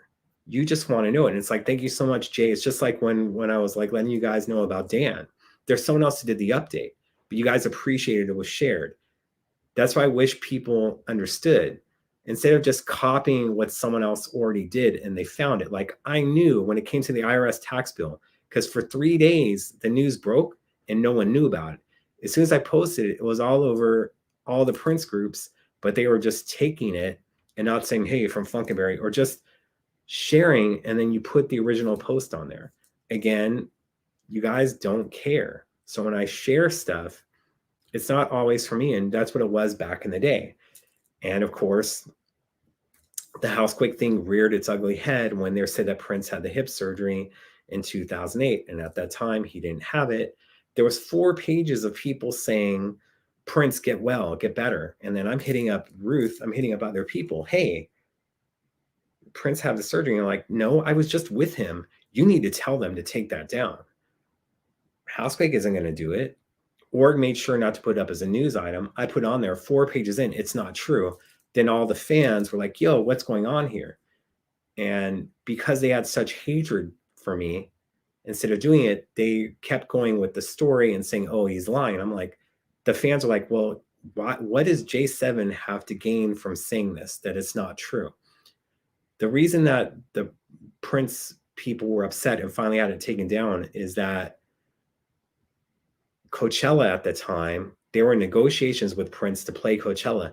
They thought the story was true and backed out of negotiations. So that's why I was taken down on April 1st, 2008, on April Fool's. Not so smart.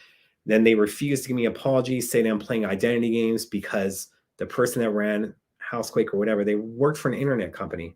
So guess what? they had access to own Dr. Funkenberry, and they put it out that J7 is Funkenberry. And then they wanted me to come with it. They threatened me, if I don't say it's me, they're going to put on my home address and my phone number. This is when they had a website and not their Instagram accounts and Twitter. And look, I will post stuff from House Week. I shared that one photo. I have no ill will towards them because you guys didn't care. You just wanted the news. They would constantly call me a sycophant, all these different things. And it just goes from it. It's just absolutely ridiculous. All I wanted to do when I originally started the 777 update was to meet other fans. That's all it came down to it. And then immediately Prince was paying attention to me. And I just found out after reading Owen's book a few years ago why.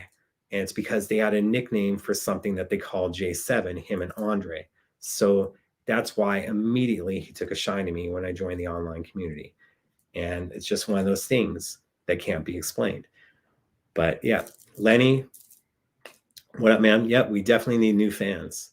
So not sure what was tonight. Sorry about that. Yeah, we need more Prince on TikTok. I'm trying to think if I do like the stories that I used to do on Instagram and I'm rolling around playing my music, if I just put that to TikTok, that could be something. I did post something that someone posted on TikTok earlier. I like it when people send me the TikTok videos because I want it to be shared.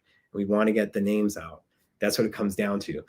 Look, one of the biggest, most viral TikTok videos was not from someone who's 16. It was for a Fleetwood Mac song. Very, very rarely does something go viral that isn't actually something is behind the scenes. That is one of those cases. So we can have stuff go on that just catches on, but yes, we want to get the younger people involved, and TikTok is a way for that, but there are other things to do as well that aren't being utilized. And I'm not going to give out my stuff for free. That's what it comes down to. Other people have taken my ideas or done other stuff or reached out to me when it benefits them. No more. I hope to be involved, and I hope to do stuff for his legacy and not have the ideas. I'm not 19. I'm not going to do stuff for free. And I've said this before on the show, and I know there's someone rolling their eyes, but when first Prince, when we were in negotiations of talking about getting paid or whatnot, and he wasn't trying to do it, I went, I'm still going to help you out. But I go, apparently your favorite color is purple. Mine's blue. I said, but together I thought we could make a lot of green. And the next day, that's when he started paying me. I think he liked that line. And I was doing stuff like I'd make t-shirts and then he'd be selling at a tour. There would be other ideas that I'd come up with on my site and he would take them. I'm okay with that because, again, it's about his legacy, and it's also about the Dave Chappelle saying, what am I going to do? It's like a Jedi mind trick. I'm doing a show about him. I have a website and it's posting about him. Of course, he's going to take the idea. What are you going to do? Sue him for it?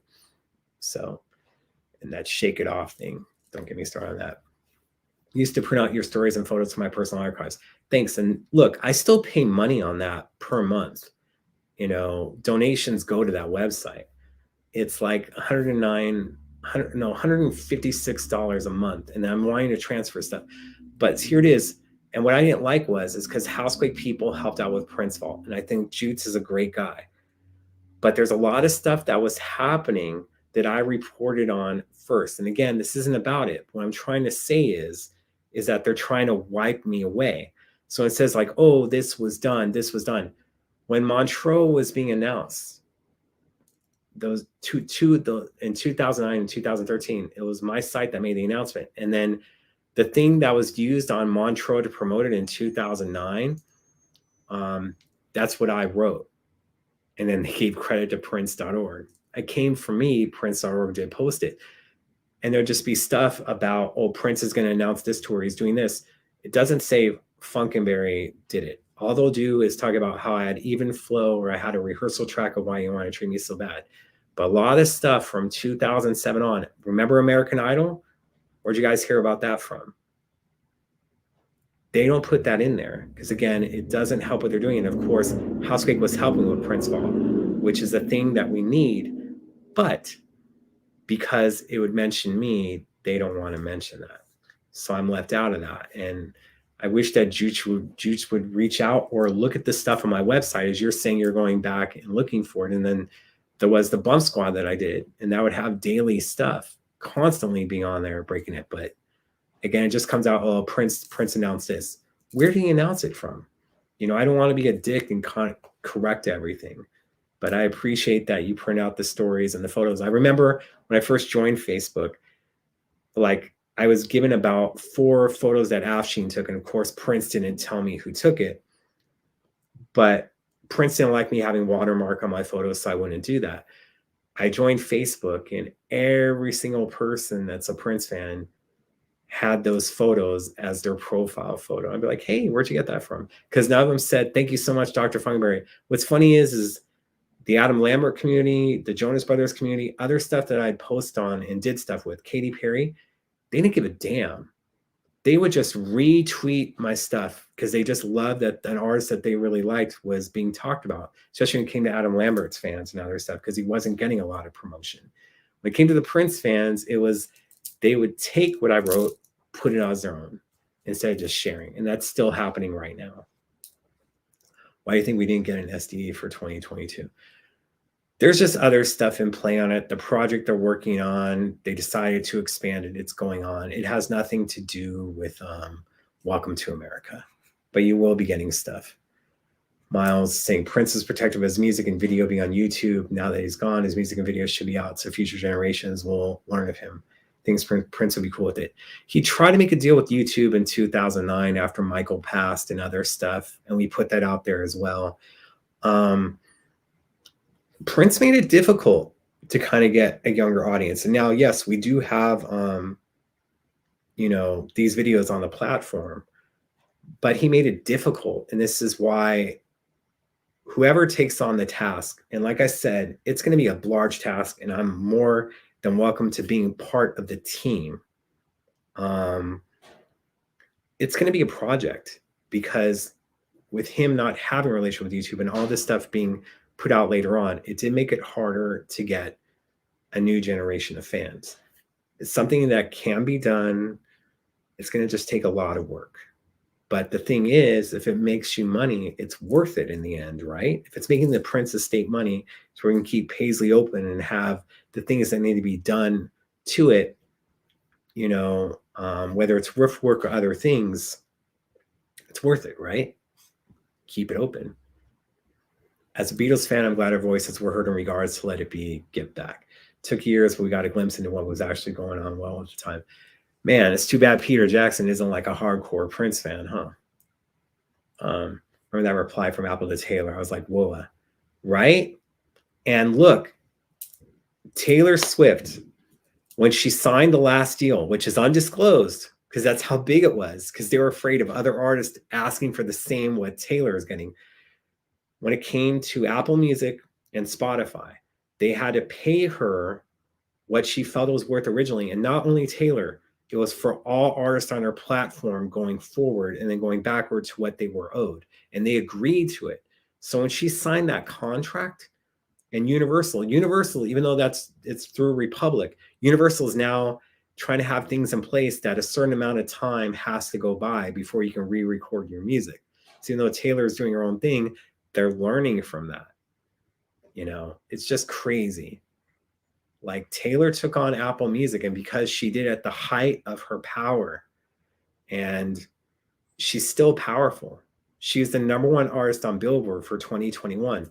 And look, if you want to count the reissues, because it has re-recorded music on it and unreleased material from her vault, she's released 4 albums since 2020. And they're kind of like telling her to kind of chill on the reissues. Sound familiar of a label telling an artist chill on the releases, you're releasing too much product at once? Sound familiar? So yeah, you don't have to be a Taylor fan, but she is changing stuff and looking out for all artists. And again, the difference is her fans supported her from day one. You had a fragmented fan community, and they got upset when Prince is like, you know, bootleggers get off stealing from me. You know, there was some for it. The Taylor Swift Prince connection is an intriguing topic to explore in depth. I want to talk with more of her fans because I don't think they're aware of it. The thing is yeah, you had what? All Too Well That's a 10 to 13 minute track, right? I saw some of our fans saying like, oh my God, you know, there's no one that's recorded like a 13-minute track. We all know Prince has done that. But she had a #1 hit with a 10-minute track. There's a difference. Because right now, no matter what she puts out, it's just freaking fire. You know, so Jake Gyllenhaal, watch out now. Hopefully you guys get that little thing. The music industry is being dismantled and is a good thing. Yeah, I agree. And there's different ways to do stuff. And right now what I'm saying is the money is in the merchandise. And Taylor's merchandise, the deal she makes with Urban Outfitters, and then she has these limited prints for stuff. It's 72-hour sales. You only get stuff during that time. Her fans don't have exactly disposable income as an older generation of fans, but that stuff is still selling out crazy style. I'm a gambler, so I'd love to see a Prince slot machine.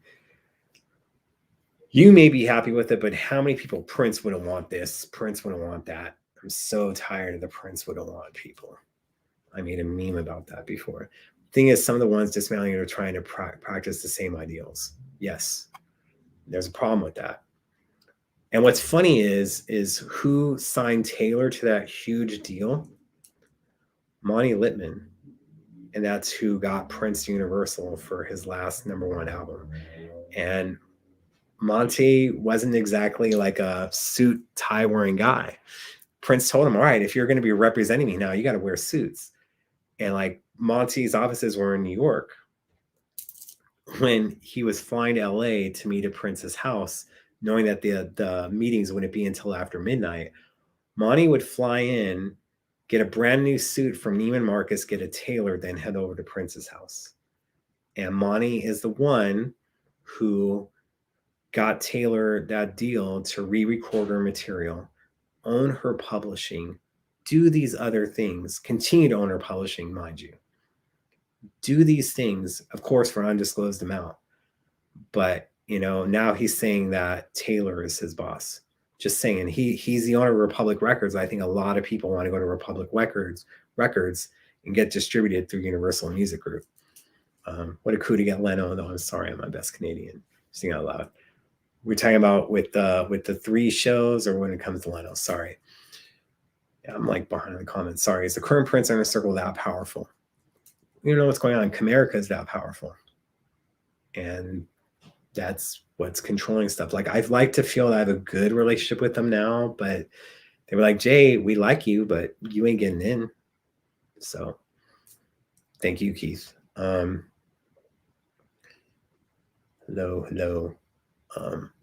How's going the org were arrogant as hell. And I would post on Housequake and the org and the music club and the bump squad all at the same time. There's times where I would try to give the org something first that then would end up on Housequake and they wouldn't credit where it's coming from. And again, it isn't about credit, but this is what's happening. Same with Housequake, you post it there and then it gets misconstrued. So now I'd be having 5 different windows open and all publishing at the same time. So it hits the site all at the same time because of playing that game.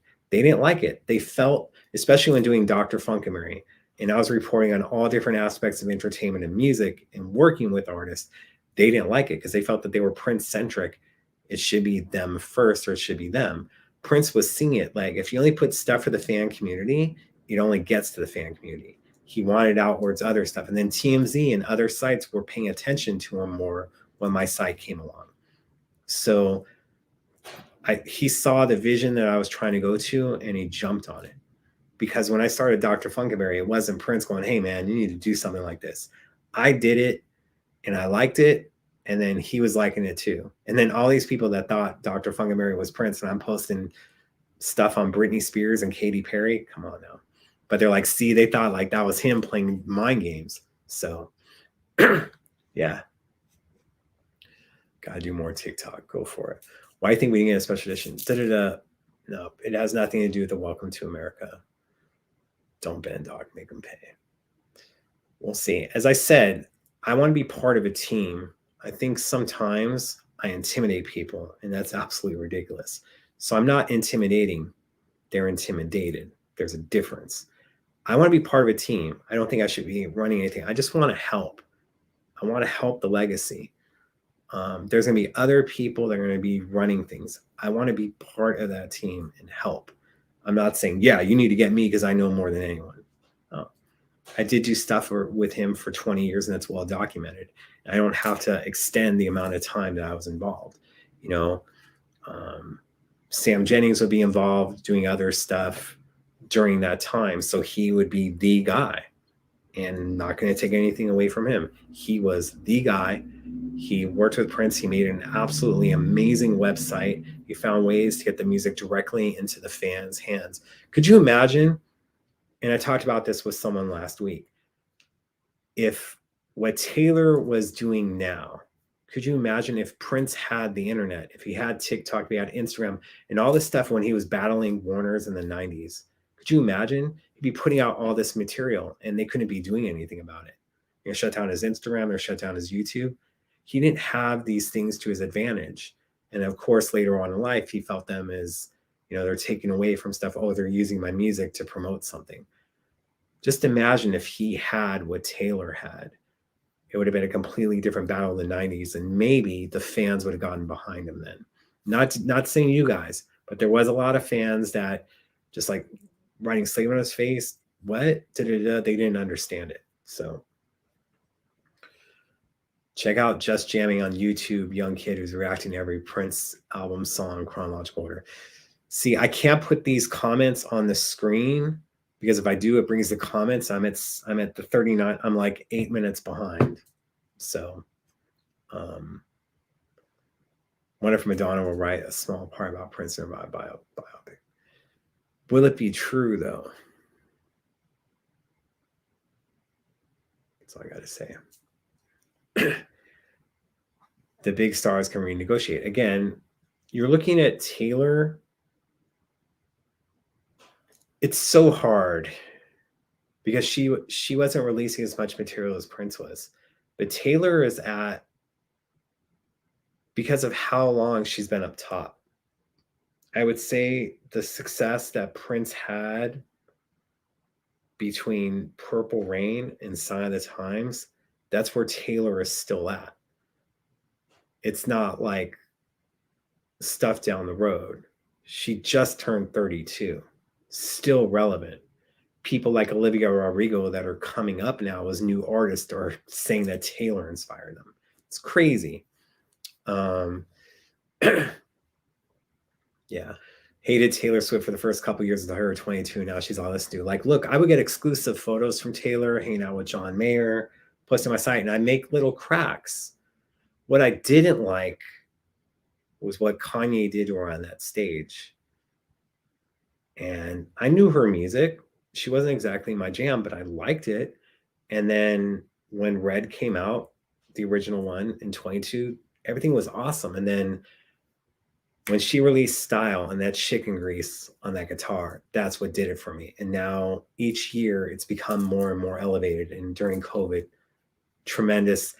They call them Swifties. I guess I'm a Swiftie. I don't like that name, but I do see that other people, when they do shows and they wear Taylor stuff, that gets to the Taylor fans. They're not paying attention to Prince stuff because I wore Taylor garb on here and it didn't get on there. Yeah. 1984, that would be different. I mean, you know, there's certain simplicities in how music came out back then are awesome. But look what Taylor is doing now. Like, she has, hey guys, have a new album coming out at midnight. Drops it. Her label is behind it. That's another thing with Monty. Like with Monty Littman, who, as I said, got Prince on Universal for 3121, the last #1 album. Taylor wanted this album. She recorded it. She prepared a speech to tell Monty why they need to put this album out. Taylor goes to Monty, hey, I have a new album I recorded during COVID. Like, I really want to put it out. And he goes, okay, when do you want it out? She's like, next week. I'll make the announcement on a Thursday and we'll have it up by midnight. He's like, all right. She had an entire speech prepared, fearing that the label was going to push her on it. And nope. And this is it. They didn't wait for vinyl release, but this is the difference between Prince, who's a legacy artist right now, and only the hardcore fans being there. Taylor dropped the album on digital services on a Thursday. The following Friday, it was released on CD. Then a few weeks later, she had signed copies ending up on independent record stores and then putting up on her website. Then 6 months later, dropped the vinyl. And then the vinyl alone, the sales, the first week sales of that alone catapulted her back to #1. So doesn't have to be download, CD, vinyl all at the same time. It was just about her going, I don't want to wait 6 months for a vinyl to be made. Let's put it out now. Unfortunately, with the Prince legacy, being a legacy artist, you want to get as many pre-orders as you can. It's a little bit different, but her game is crazy. So, and she's so great. It took me a while to get there, but I did. I mean, I'm blown away because I'll have my stuff on shuffle. Then a song of hers will come on. Like, you don't know, like she's really close to her mom and dad, and they both got cancer. And then there's a song called You'll Get Better Soon. And it's just so heartbreaking. I heard she did it for that COVID relief concert to help out like the nurses and the first responders. Because she said she was never going to perform that song, and she performed it there. Like, just having to talk about your loved one. And not only that, cancer and now a brain tumor. And it's just heartbreaking when you hear those lyrics, like you'll get better soon because you have to. Absolutely freaking heartbreaking. But people like, oh, the white girl got what Prince wanted first. Again, it was her fans having her back. Taking on Scooter Braun, that's a tough task. That's all I'm going to say. And that was a guy who purchased her masters and resold it for $300 million. Doc, we almost got Prince going that route that Taylor took back in 1999, 2000. Yet I'm glad that Prince kept building his catalog, kept negotiating, and redefining his career. That's the difference, is that Taylor didn't have a religious epiphany. So when Prince is wanting to go back and re-record his material, we're talking about from 1978 to now 1999 of him going back. And then he wasn't doing curse words anymore. How is he going to be able to do Darling Nikki? How is he going to be able to do Sexy MF? Can make edited versions. It wasn't going to be the same. Taylor, aside from Trouble on this Red release, everything sounds the same, if not better. And they've been remastered, so there's even more clarity and clearness on it. When she's doing the record, what she made when she was 16, it's going to be a little bit different. But the next project's going to be 1989. I'm sure the Swifties know about that, so I'm not breaking any news. And like I said, they're not watching this show. And like I said, if we can get Taylor fans in here with the whole thing of talking about her as much as I do in Prince, just imagine that it could help the Prince legacy and other stuff like that. I just remember, and I don't know if I said it before on the show before, but when Prince came out, it was the year that it came out to Sexy MF at the Grammys. Taylor was nominated, and they did like a shot of her. She was with her mom. And she was losing her okay? She was like, if this is the award, I think it is, oh my God, I'm going to win a Grammy from Prince. Like, you go back to that clip. She's losing her over Prince. And just like everyone else was, I think she was excited to see him. She hasn't really talked about him publicly from what I know. But could you imagine, you know, it was Gautier and Kimbra that won for someone that I used to know. Could you imagine? Because I do feel, I hate the people that do the if Prince was here thing. I think Prince would have been kind of blown away that she recorded 2 albums during COVID, and he probably would have done the same. Like, hey, let's make a third together. He may have reached out. We don't know. But I think what she's done in championing stuff, and look, there are tweets that Prince put out where they were calling Taylor the next Prince because of her fights. I know that you guys are going to get upset about that, but he was respecting her games. So let's just think about that. May not have been liking her music, may not have been blasting Trouble or 22, but there was some sort of respect going on. And he did do stuff first. And I don't think that she knew some of the battles that he had, because when Prince was fighting publicly, he wasn't doing it as much. It's funny, is when he was no longer at Warner's, he talked about it more with Leno, with other interviews. He wasn't talking about it as much until he was out of the deal. Taylor was talking about, like, I have one album left, blah, blah, blah. Then this person gets my masters, all this other stuff while it was going on, and being vocal about it and how upset she was by it and how the industry needs to change. So, if all fairness, if Taylor's sales were the same as Prince's sales pre-2016, the record label would have told her to get lost. It's all about the money. Yeah, that's what I'm saying is that she is at that point between Purple Rain and Sign of the Times where if he had that battle then, it'd be a lot. In the 90s, look, they were trying to shut up Prince. Fine. You want to release a single by yourself? Go ahead. You're not going to do anything, blah, blah, blah. You can't even sell 5 million copies anymore. And then releases The Most Beautiful Girl in the World on the Bellmark label. Gets number 2.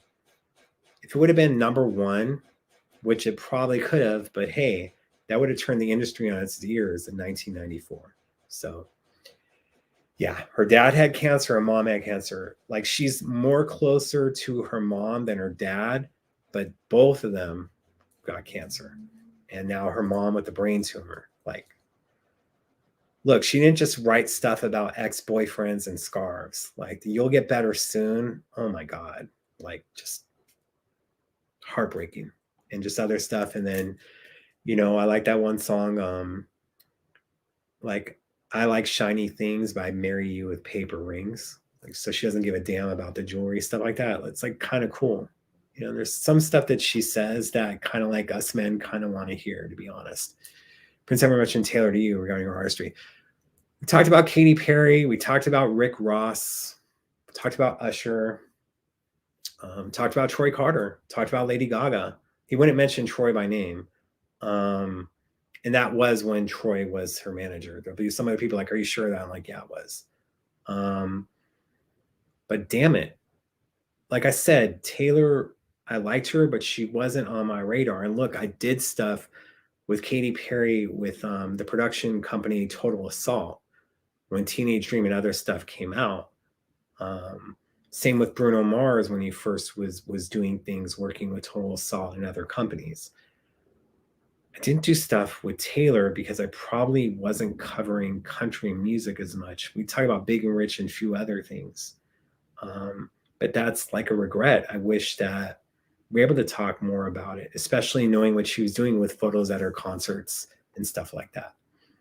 So, but I know because there's tweets where Prince tweeted stuff about Taylor's battles with Apple Music and with Spotify.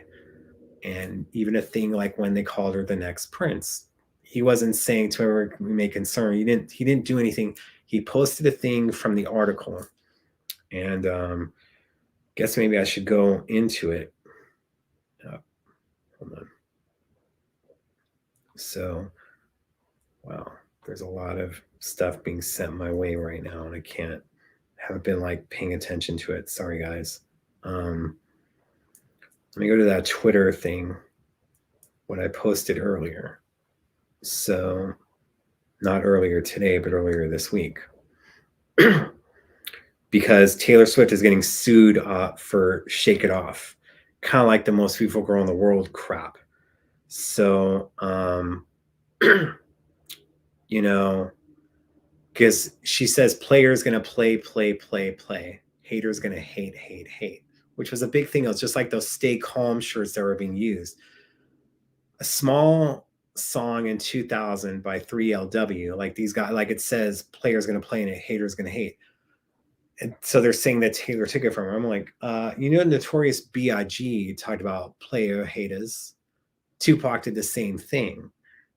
It's just absolutely ridiculous. And the thing is that there were memes on that. Player's going to play, hater's going to hate. It's thing that she took it from it. So to have to go through court for that, just absolutely ridiculous. So Stephen Colbert posted, happy birthday, Taylor Swift. What do you get the person who has everything except her scarf? And it's a joke, but I put, her original recording masters, just saying. And then someone put, and here it is. Prince tweeted this on June 25th, 2015, less than a year before he wasn't with us. Spotify is co-owned by record labels who hold 20% of the company's stocks to Daily Beast. You click on the link. Taylor Swift follows Prince, the artist who tamed the corporate giant. And it's all about Taylor. Then it gets to the second half of how she's following in his footsteps and continuing his battle. He didn't tweet this out because of it. He did it because he understood the battle that she was going on. And you guys saying, oh, like, why are you talking about Taylor, blah, blah. I know that last year there was more of a thing going about Taylor and kind of comparing her to Prince.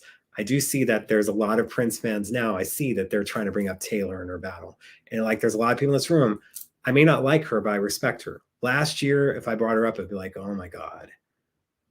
But now some people are getting it. So, you know, it was definitely on his radar, the battles that she was having.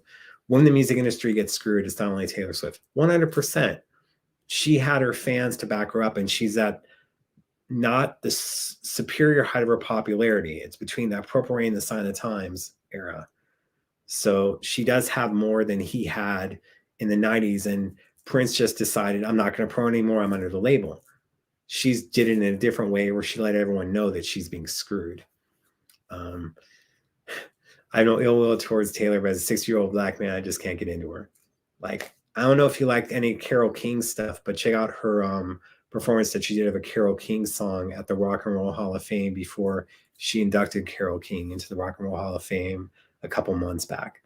Kanye was wrong. Yeah, he made that girl famous.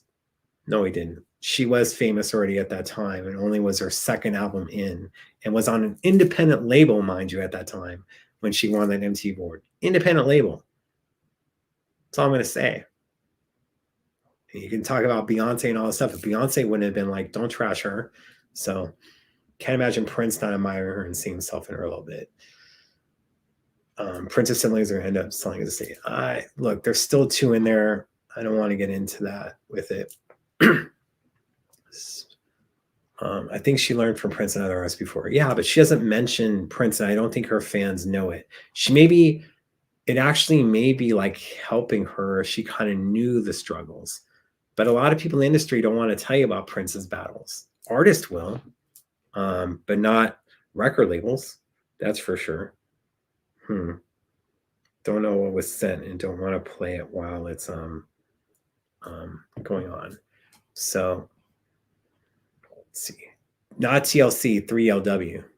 So yeah, but you're comparing Taylor as a record company along with PR machines. Now she does.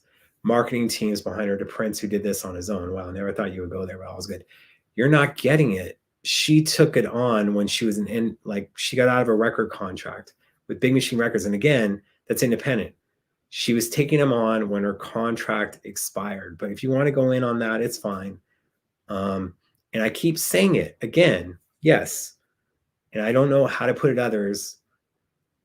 She has a machine behind her. She had this other stuff. That's why I keep saying if Prince was doing this between the Purple Rain and Sign of the Times era, it would be the other stuff instead of the 90s. It's about PR machines, because when you're telling Apple Music to take down my music, Spotify take down the music, give other artists what I should be getting paid and them, she's looking out for all other artists. You can talk about, but yes, she's at the height of her popularity. So why am I not allowed to compare her? Because Prince did the battle first without all this stuff. But again, imagine if he made it publicly while he was with Warner Brothers. He decided when he had those PR machines not to do it. When in the 90s, you had to find out information from Uptown or an uncle or a cousin. You weren't getting it from radio. You weren't getting it from MTV. You weren't getting it from BET. She decided to make the battle extremely public. That was the difference. So there's nothing wrong with that. You know,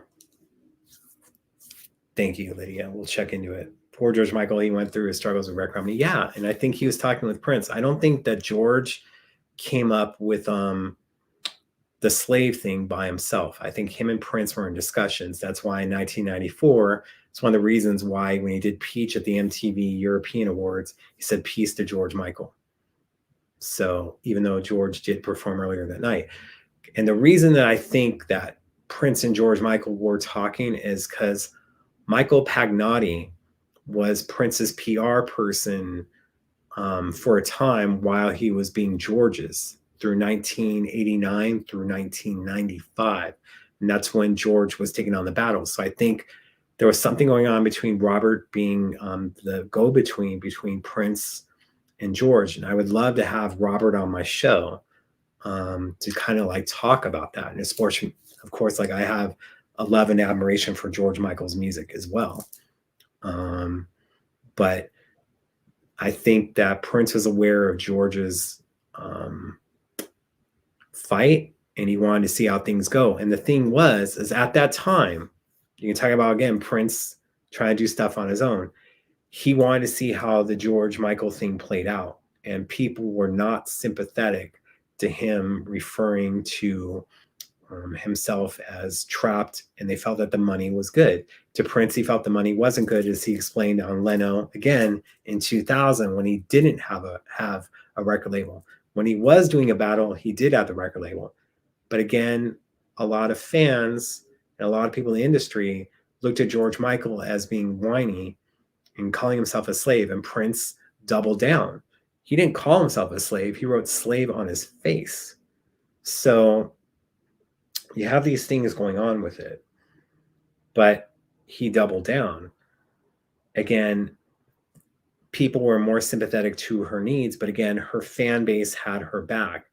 When it came to the fans, they didn't exactly understand. Is again, Prince was being more vocal about it when he no longer had a contract anymore. When he was under contract with Warner Brothers, he wasn't talking about it as much. People knew the battles, but he talked about it more freely. Even when he was on Oprah, he talked about it more freely on Leno and more freely after he was out of the deal, and trying to tell artists directly, don't sign with a label, do it on your own. So things that are catalog and marketing or new releases. I mean, look, you have Republic that is doing stuff for her now. She has done brilliant things. And yes, she has a label to do this stuff 100%, but they're behind her. Warner Brothers, it was like, okay, let's give them the $100 million. But then part of the money that they were using for promotion, like they took that away. So they weren't promoting his music with the Symbol album with Come. They weren't promoting it as much anymore because they took the money from promotion and gave it to him. And then they would use promotion on younger artists because they can make more money off of them. So, yeah. Bruce Springsteen, 3 kids, 131, 127, 129. We're having a little bit of a COVID outbreak again, right? He's 72. He knows that he has less years ahead of him than he had behind him. So the thing is that Sony has always been his record label since the 70s. Sony, Columbia, they have different incrementations, but it was it. And then decades ago, he renegotiated his contract, albeit around the same time that Prince was trying to get his masters. So for these past few decades, Bruce Springsteen and Sony have co-owned his masters. And Bruce was trying to sell his catalog for $300 million. Sold it for $500 million. And now whenever he goes, like, look, he can still release stuff and he'll get money for it. And then if he does tours, it'll be part of that. But that $500 million, he may be putting in a trust for his kids. Now they're taken care of. Like, say something happens to him tomorrow. They don't have to worry about what would dad want. Is this deal a good deal? He took care of all that stuff, so they don't need to worry about it. Whether he's got a will in place or whatnot, $500 million should be able to take care of them and their children and their children's children. And we'll see about stuff. And we don't know if, like, how long that contract's for, if it's for life, but it does include publishing. So, like, look, that's what I'm saying is like, where some people don't like Taylor. Prince wasn't exactly the biggest Bruce fan, and he said it, but he loved that he commanded his band.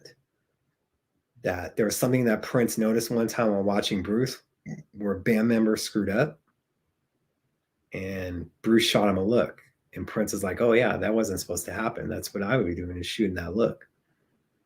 So there was respect, and I think what he got, the only thing he got, I think, from seeing Bruce's shows, is that he really liked Clarence Clemens. So after seeing Bruce's show, and I believe it was during the Born in the USA tour, I don't know if that was before Purple Rain or during Purple Rain, the tour, but that's where you get, Alan Leeds being around at that time. Oh yeah, my brother plays sax. Let's get your brother in a band. Then you have the Family Project. Then you have him being a saxophone player. Then you have Eddie M. All these other things. The only thing he got from Bruce was like, he wasn't like the biggest fan of his music. It's kind of like probably like Bob Seger. He can respect it, but he loved Clarence Clemens and what the horns brought to the songs. That's where it comes down to it. So it's DC and no Diamonds Pearls. Yeah, you're not getting that right now. So Diamonds Pearls will be happening in the future. Same with Parade, same with Purple Rain. But we'll see what plays it. He loved the way his fans adored Bruce too. Yeah, the only thing I can remember off the top of my head is like when he did that 80s medley during Love Sexy, and he did Born in the USA, just saying that. So yeah, Clarence was brother as well. Yeah, for sure. But he got Eric Leeds in there. That was it. He added horns to his music. First one horn player, and then one time he had 14 horn players. And then come on, you have Maceo Parker. So Bruce performs the longest concerts in the biz. Prince is the only performer I knew that played as long, for real. And like I remember during the 85, whenever Bruce did the Born in the USA tour, like when he was here in LA, he totally says that he forgot the lyrics to one of his songs because he was spacing out.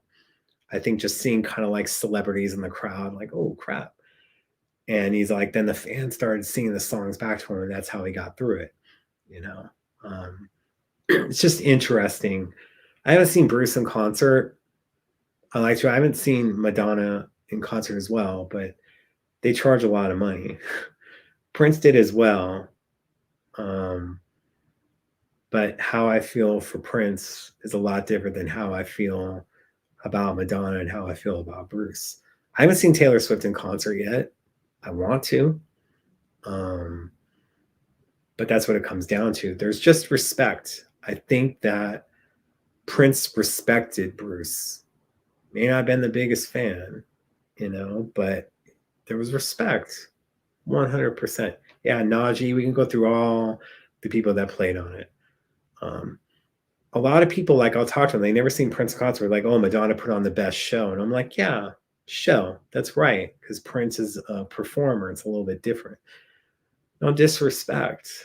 Like, I still love Madonna's 80s stuff and some 90s stuff. And I think like the last best song she made in the past 10 years is Best Night of Your Life. Like that's definitely a song that's going on a little mixtape while you're getting it on, albeit it'll probably be like a 15-hour playlist of songs to get it on to, but definitely that Madonna song is the so yeah, almost messed up my lighting. Everything's kind of done it. So can't compare Prince and Madonna. No, I'm not trying to. Jesus. 2 hours went by like no one's business. People are like, what are you going to talk about? I'm like, we can talk about stuff in the industry. We can talk about the reissues. We can talk about other things. I wanted to do 2 shows this week, but I was really worried about, the fan community and being down about Dan and other stuff. So I just wanted to be careful on that, especially like people could be having some hard times during the holidays, and I don't want them to be sad. Those are the things that go into it. And I do need to because these shows, for what I was going to do since Thanksgiving through New Year's, was not going to be put on the audio formats. But I feel that this show was informative and the last show was informative. So I do believe I need to put those on streaming services, especially because we talked more about deluxe editions on the last show. And I said what I needed to say on the last show, and I'm just leaving it at that. And we'll wait. Because like I said, they don't get along with me. I don't want to get on anyone's bad side. I just don't like the games going on. And again, to me, it's about the legacy. So 2 choreographed in concert. You're talking about Taylor. I haven't even seen like her stuff. I just saw the Shake It Off video like last week to tell like a friend who's going through some stuff like, look, you need to shake it off. I only saw like her performing on Kimmel, and I believe Sylvester, who was part of the extended MPG Horns, was in her band. And I saw her performing at an award show. I never like saw the video and like how she's like trying to come off as geeky and other things. Just quite interesting. So hold on.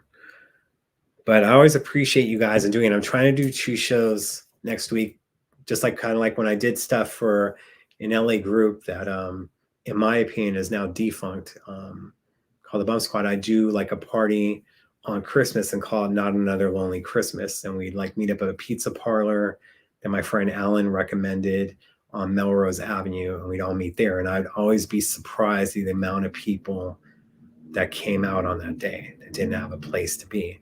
So I do want to do a show on Christmas Eve, just because like I know the holidays can be tough. They're tough for me, but you know, gotta just try to think of the positive stuff that goes on in our life. And look, there's a lot of negative all around. Turn off that TV, turn off other stuff. So remember Sally Rights for Live Stream? No, and I have the old Spreecast, and I need to put those up for people like, oh, like he's been only doing this show since 2016. I'm like, no, we did audio. We went back to video in 2020, but we were doing videos since 2012 through 2016. So I need to put up some of these old shows with you guys. We'll have them up. You'll have Bigger J. We'll have interviews with Bobby Z and Andre. And then we'll have other stuff, kind of like how we discuss stuff now. And I'll be in the chat room with you guys. Wish I went to the Reputation tour. Has Taylor ever covered a Prince song yet? Not that I'm aware of.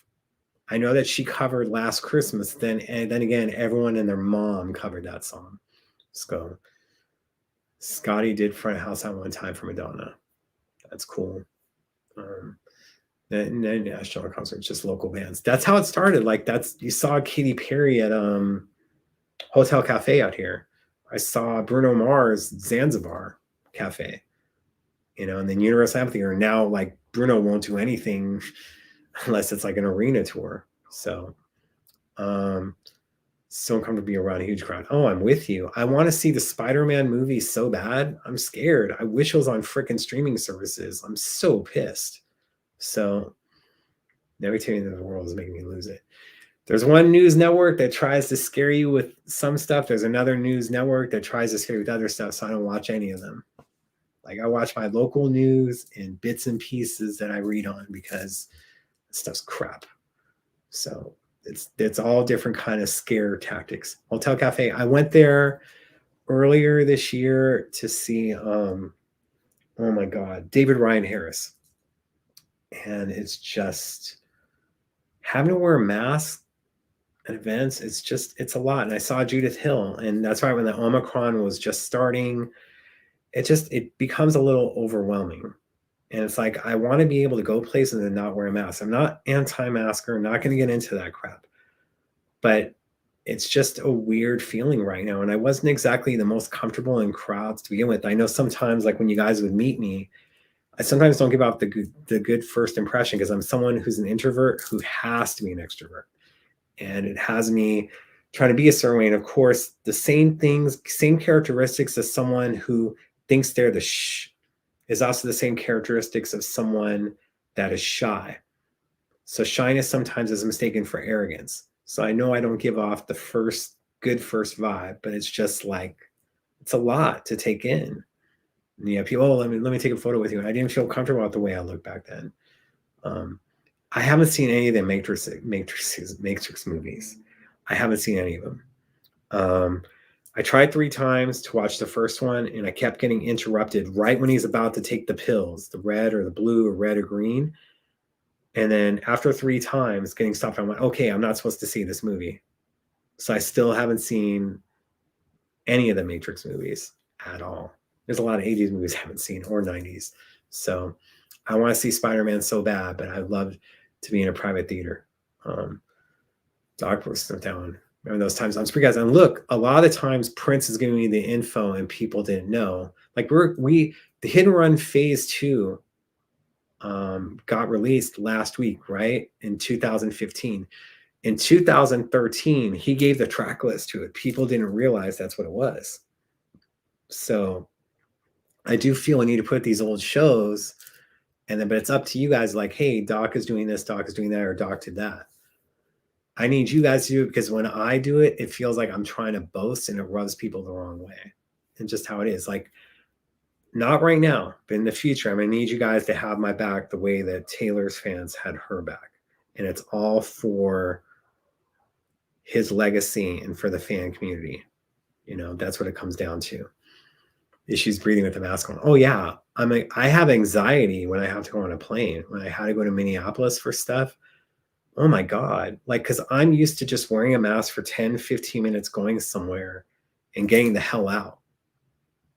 And to have to wear it in an airport, because LAX, having to be there 2 hours before, and then having to wear it for a 3.5 hour flight, it gives me a little bit of anxiety, but I just try to sleep. I try to do other stuff that just does it. Do you think the estate would consider making Purple Rain Under the Cherry and Graffiti Bridge a stage play? Be nice to see those in another format other than a movie. Let's wait until things get settled with the estate. I don't think it's a bad idea.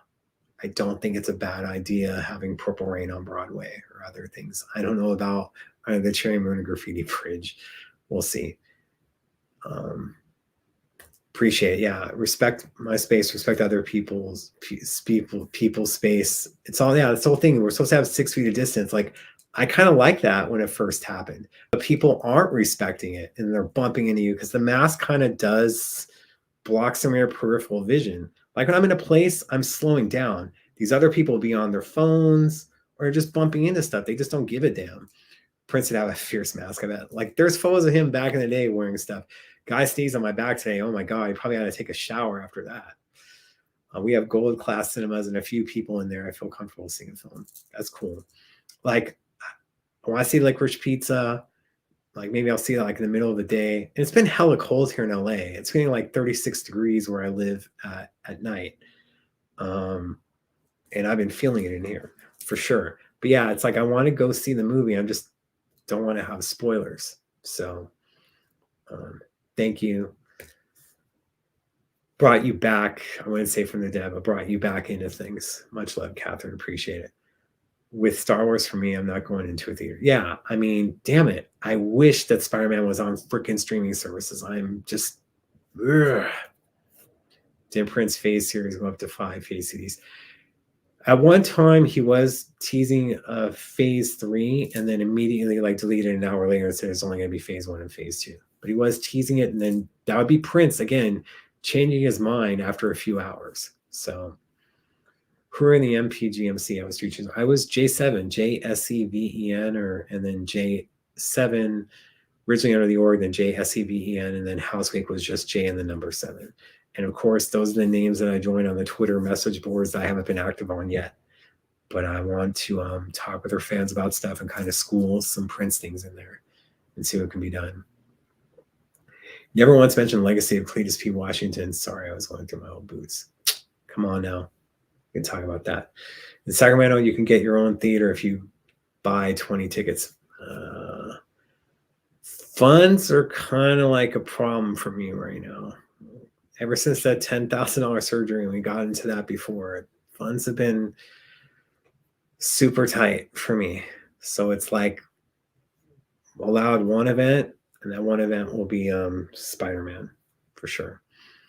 There's a Sinead O'Connor documentary at Sundance next year. I wonder what she'll say about Prince that song. I don't listen to Sinead anymore. Changed the story so many times over the years. I feel sorry for her in the sense that she has some mental issues. I'm not feeling sorry for feeling that way, but you know, I feel sorry for her in that aspect. I wish she wouldn't talk about him anymore, because each time the story gets different. Of course, remember the time where she said that Arsenio Hall was a drug dealer, and Arsenio sued her, and she had to take that back. Prince can't sue her because he's no longer here. Just saying. Yeah, Purple Rain did have a lot of Me Too moments. Yeah. What do you guys want to say before we wrap up? So, thank you, Catherine. Hopefully, people don't mind like when I say stuff. Catherine, the only donation of the night, but it's okay. Maybe people are donating to Dan stuff, but look, you got the holidays and other things going on, so I understand. You had surgery on Thanksgiving with dental bills. Yeah, I'm just gonna say it. I had to pay, and I had to borrow from people, and there's nothing worse than that. The $10,000 was needed before they would even operate. And then there's still like a bill of like between 500 to 1,000. I've been fighting that. I don't understand that you pay 10,000 and I couldn't have a payment plan. It had to be paid at once before they would do it. And I didn't want to delay it because I was afraid of more COVID stuff happening. So yeah, it's put me into a hole. And now having to owe people money is the worst. But what do I want for Xmas? I don't know. That's tough. For Kaiser to give me back my $10,000. Some other stuff I don't have. I don't know. I was pretty much an emergency gangrenous hernia. Hopefully you're covered with that. The United States here is where I'm at, and our health system is so messed up. So yeah, but I've been eating the surgery for a while. Like I'm happy I got it. I don't like the scarring, don't like the incision mark, but I'm here, and the reason I had it was preventive surgery. And they would have said if I would have had a stroke or a heart attack, I would have qualified. I'm like, you understand that I'm trying to have it. So those things don't happen. So that's what it comes down to. Health system is majorly messed up. But yeah, I couldn't have a payment plan, couldn't apply for care credit. It was $10K, or we're giving your surgery to other thing. And I've been wanting it for a while for health reasons. And it's just, they labeled it cosmetic because me not having a heart attack or stroke yet. Thanks a lot. But, I saw them in October 2019. No, October 2020, excuse me. Because when they finally were first opening up, that's all, they're not going to qualify. And then I got it in August. Like if I would have delayed it again and not paid, I don't want to have a heart attack. I don't want to have a stroke. So, yeah, because they labeled it cosmetic instead of medically necessary. And I had my diabetic doctor, my endocrinologist, and my primary doctor say it was medically necessary. But their case manager ruled with the surgeon, the plastic surgeon, that it would be cosmetic more than medically necessary. So yeah, so they label it cosmetic, you got to pay in advance. And then, yeah, it's put me into a little bit of a pickle. And the LA economy is not doing too good right now. And now if someone gets COVID, even if you're vaccinated, used to be that if someone got COVID at a workplace, that person's got to leave and be gone for 14 days. If you're vaccinated, you can stay. Now, if one person in the office gets COVID, everyone in the office, even if you're vaccinated, has to be away for 14 days. I don't know if they're going to get paid during that time, or they have to go back to Zoom, but it could label it off. But yeah, things are a little bit out of control here. And what they have to understand is this one is more easily spread. It does appear to be more mild, but we don't know. How am I feeling now? Feeling good. I'm stressed because of a $10K bill. I don't like the scarring. It'll take time to go down. I'll probably have to scar stuff, but it was needed, and I fought for it, and I wasn't going to wait. When you have your primary and endocrinologist saying it's medically necessary, this will help prevent him having strokes and heart attacks. And look, my grandfather died much younger than my grandmother did, and my mom has outlived him, and it was due to diabetes, and he had a series of heart attacks and strokes. So if you're telling me, look, I want to be involved with the Prince legacy for the next 40 years, however long I can be, I don't want to be having health issues. I don't want to have the issues my grandfather did. So yeah, I had the surgery, and I don't regret it, because now I'm going to be around a lot longer. It eliminates that risk of stroke and heart attack. Of course, I still have to be on top of my diabetes, but this stuff would have made it to where things can get infected more. Just absolutely ridiculous. So, is what it is. Take a shot that's $3,000 a dose. It's absolutely crazy. Is this in the US too? The company said if I ever have issues with the insurance, they'd help me. That's good. Americans need a revolution to change healthcare. It's one of the worst in the world. I think there's going to be a different kind of revolution in the US before it's for healthcare, unfortunately. But yeah, don't want to bring anyone down. So we have my mom who died of diabetes last year. Was her leg. Look, I have neuropathy in both of my feet, and it sucks. Because at the time where my diabetes was getting super out of control, I didn't have health coverage and couldn't afford the medicine. A friend was trying to get me to a free clinic, and that's fine. They just didn't have a lot of people that had diabetic experience, so they didn't know what was going on with my feet. If you had someone that was a medical professional, they would have probably diagnosed it quicker before I lost the feeling that I have in my feet. And it's very little. I try to get foot massages, and of course I can't have that because that costs money, and that's not covered, because that helps with circulation. So yeah. So I had a wound to the bottom of my foot. Yeah. I don't want to lose my feet. I don't want to lose anything. So I do these things. I'm super limited in what I can eat, and I'm okay with that. Like, I used to eat a bunch of junk food. So that's what it comes down to. Sorry, someone's sending me a message that needs to be downloaded. Sorry. Oh, okay. Photos at Paisley. Cool.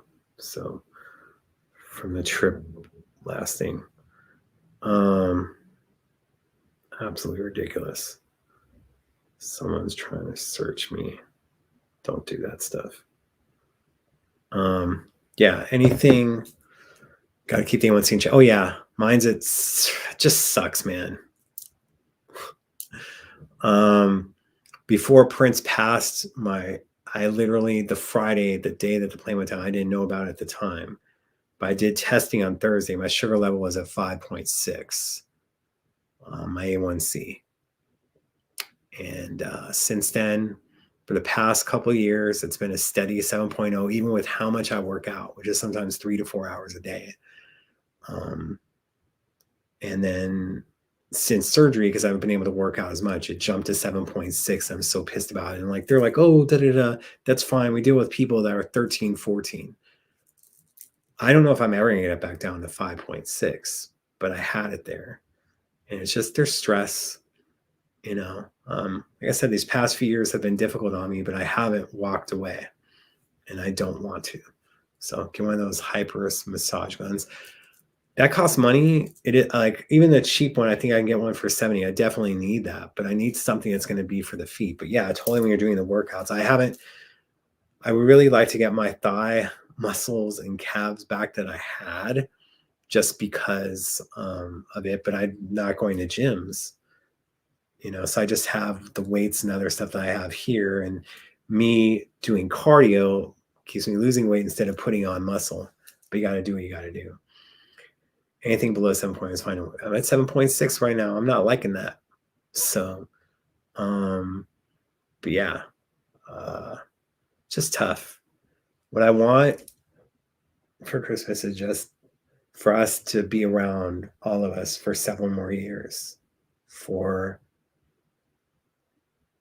everything to go the way it should be going. Like, look, we've had a lot of releases over the past 5 years. It's been great.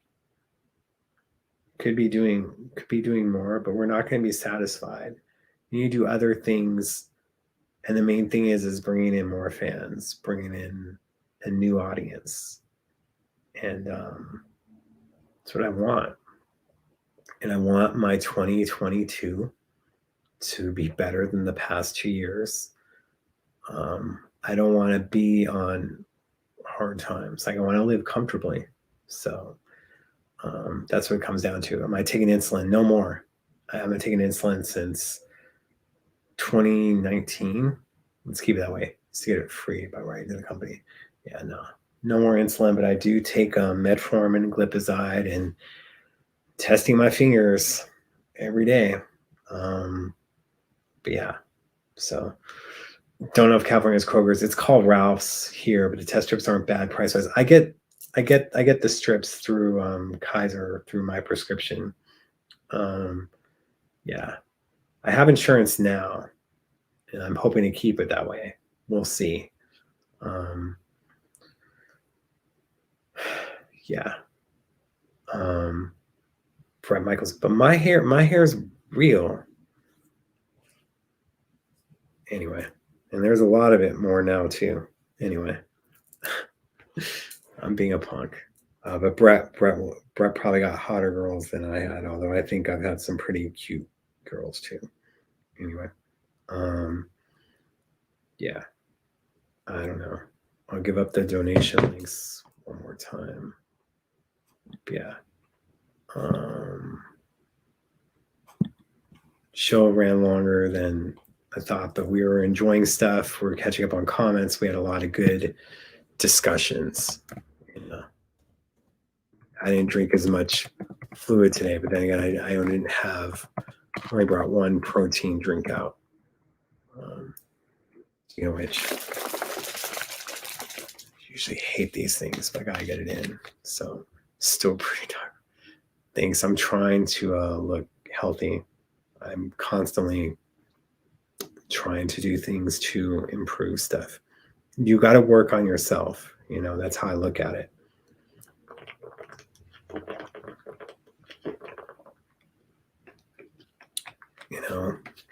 I like watching sports on TV, but there's times where I feel like I need to read. I need to do other things.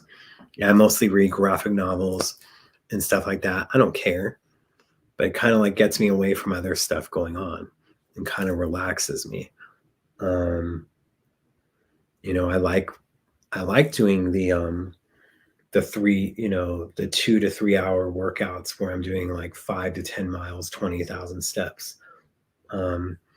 You literally put on your music, like I feel I have good taste in music. You have Prince, you have Taylor, you have Sinatra, you have George Michael, and you just go on it, and the time just goes by. I love it.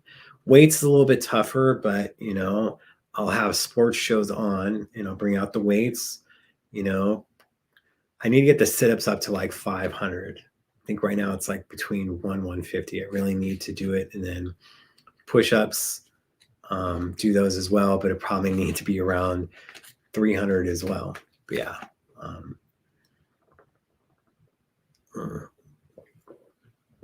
Do I think Tony Khan is going to run the WWE when Vince is gone? I think there may be some truth to that, because with Shane not being around anymore, Triple H had a heart attack. He's not back in NXT. Shawn Michaels, Mr. Sexy Boy, is running the show there. And NXT is supposed to be edgier, and you're having like a born-again Christian run, and they are trying to do their stuff. There was talks that it'd be probably Tony Khan and The Rock that would buy WWE. I think there may be something to it, because why wouldn't you have Triple H and Stephanie run it and then have the grandkids? But maybe that was Vince's thing, like, this is mine. Like, I want to sell it. I don't know. Like, so that's what it comes down to. I'm just worried. Maybe you want them to have it instead of Disney Plus, because I'm in 2010 of wrestling right now. I pay attention to the newer stuff, but that's where I'm at. I'm at the whole Nexus thing and that crap that was going on that I wasn't super paying attention to. And I'm like about to hit, Punk's got like a messed up arm right now. They're about to have him commentary. I think he becomes the leader of the Nexus. I'm in that. And then when I get to 2014, I want to watch all the rest of the NXT seasons I didn't see. But then I want to go back to 1979 and go through the entire 80s all the way until it hits the Monday Night Wars, because I didn't see all the Hogan matches. I didn't see all the Randy Savage matches. Those was a little bit before my time, I guess. But like, I like Randy, but to hear about the stuff, how abusive he was to Elizabeth, it ruins what you feel is a good thing, how controlling he was of her. And that's a different source of abuse. So wrestling to me and sporting events, watching that stuff while working out, that's my escape. Reading comic books, it's fantasy crap, but it kind of like brings me back to when I was young and couldn't afford the comics, and I'd have it and I'd read the same one over and over again. It kind of like relaxes me. So I need those things in order to kind of be relaxed. So what did Alicia say this time? Probably some good stuff, but I haven't seen that. Probably need a link to that, and then I'll post it. Penelope Cruz talked about Prince the other night. I got to put that up over the weekend, just about the house parties and stuff. And she, for real, and I'm going to tag Ruth in it, because Penelope and Javier, they'd be some of the last people to leave. And yes, Penelope saw Prince in his jammy pajamas at that one of the events. So I think Tony Khan is going to take over WWE Vince retires. Yeah, talked about that. I still buy that Mad magazine.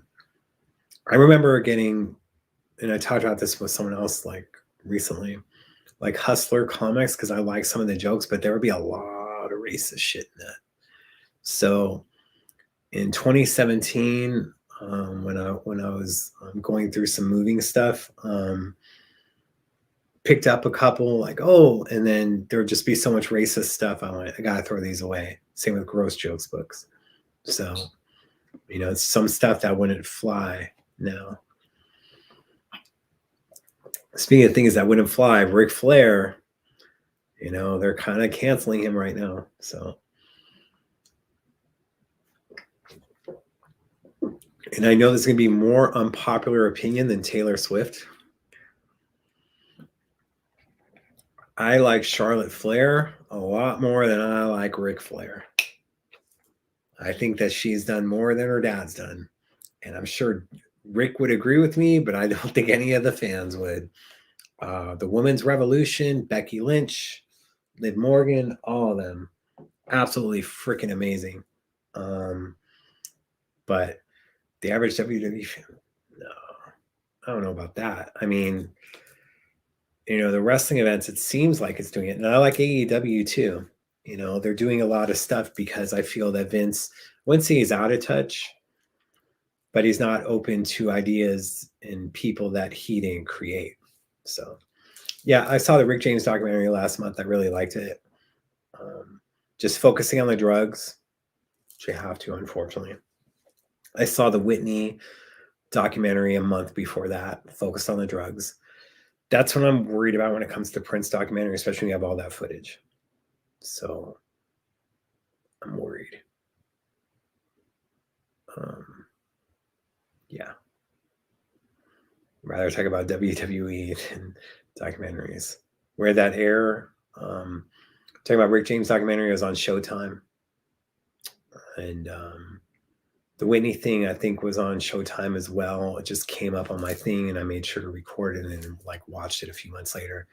I still have to watch a documentary on Motown, a couple on Ali, because look, probably in the future, wouldn't mind working with people that do a Prince documentary, because obviously the Netflix people aren't going to have me. So it's all good. Kanye documentary. What did I do to be punished? I have to watch a Kanye documentary. So drug footage, their talk about the drugs is what I'm talking about. Like when it comes to Rick, and then with the girl and the situation that happened, then with Whitney, you know, talking about stuff. Hopefully I'm not still frozen.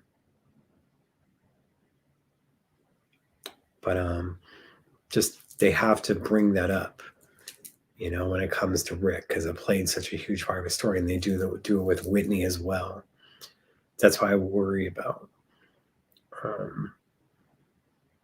It just seems a lot of documentaries nowadays, it's like they want to be cutting edge, cutthroat, and sometimes that's what you're going to get.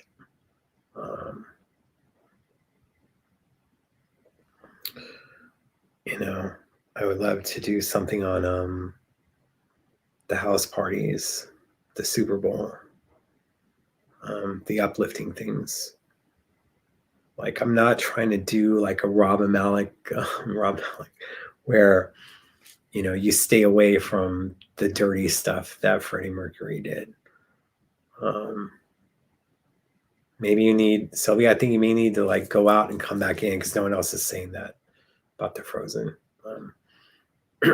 Don't know them, Hofler, sorry. Say we'll wrap it up in like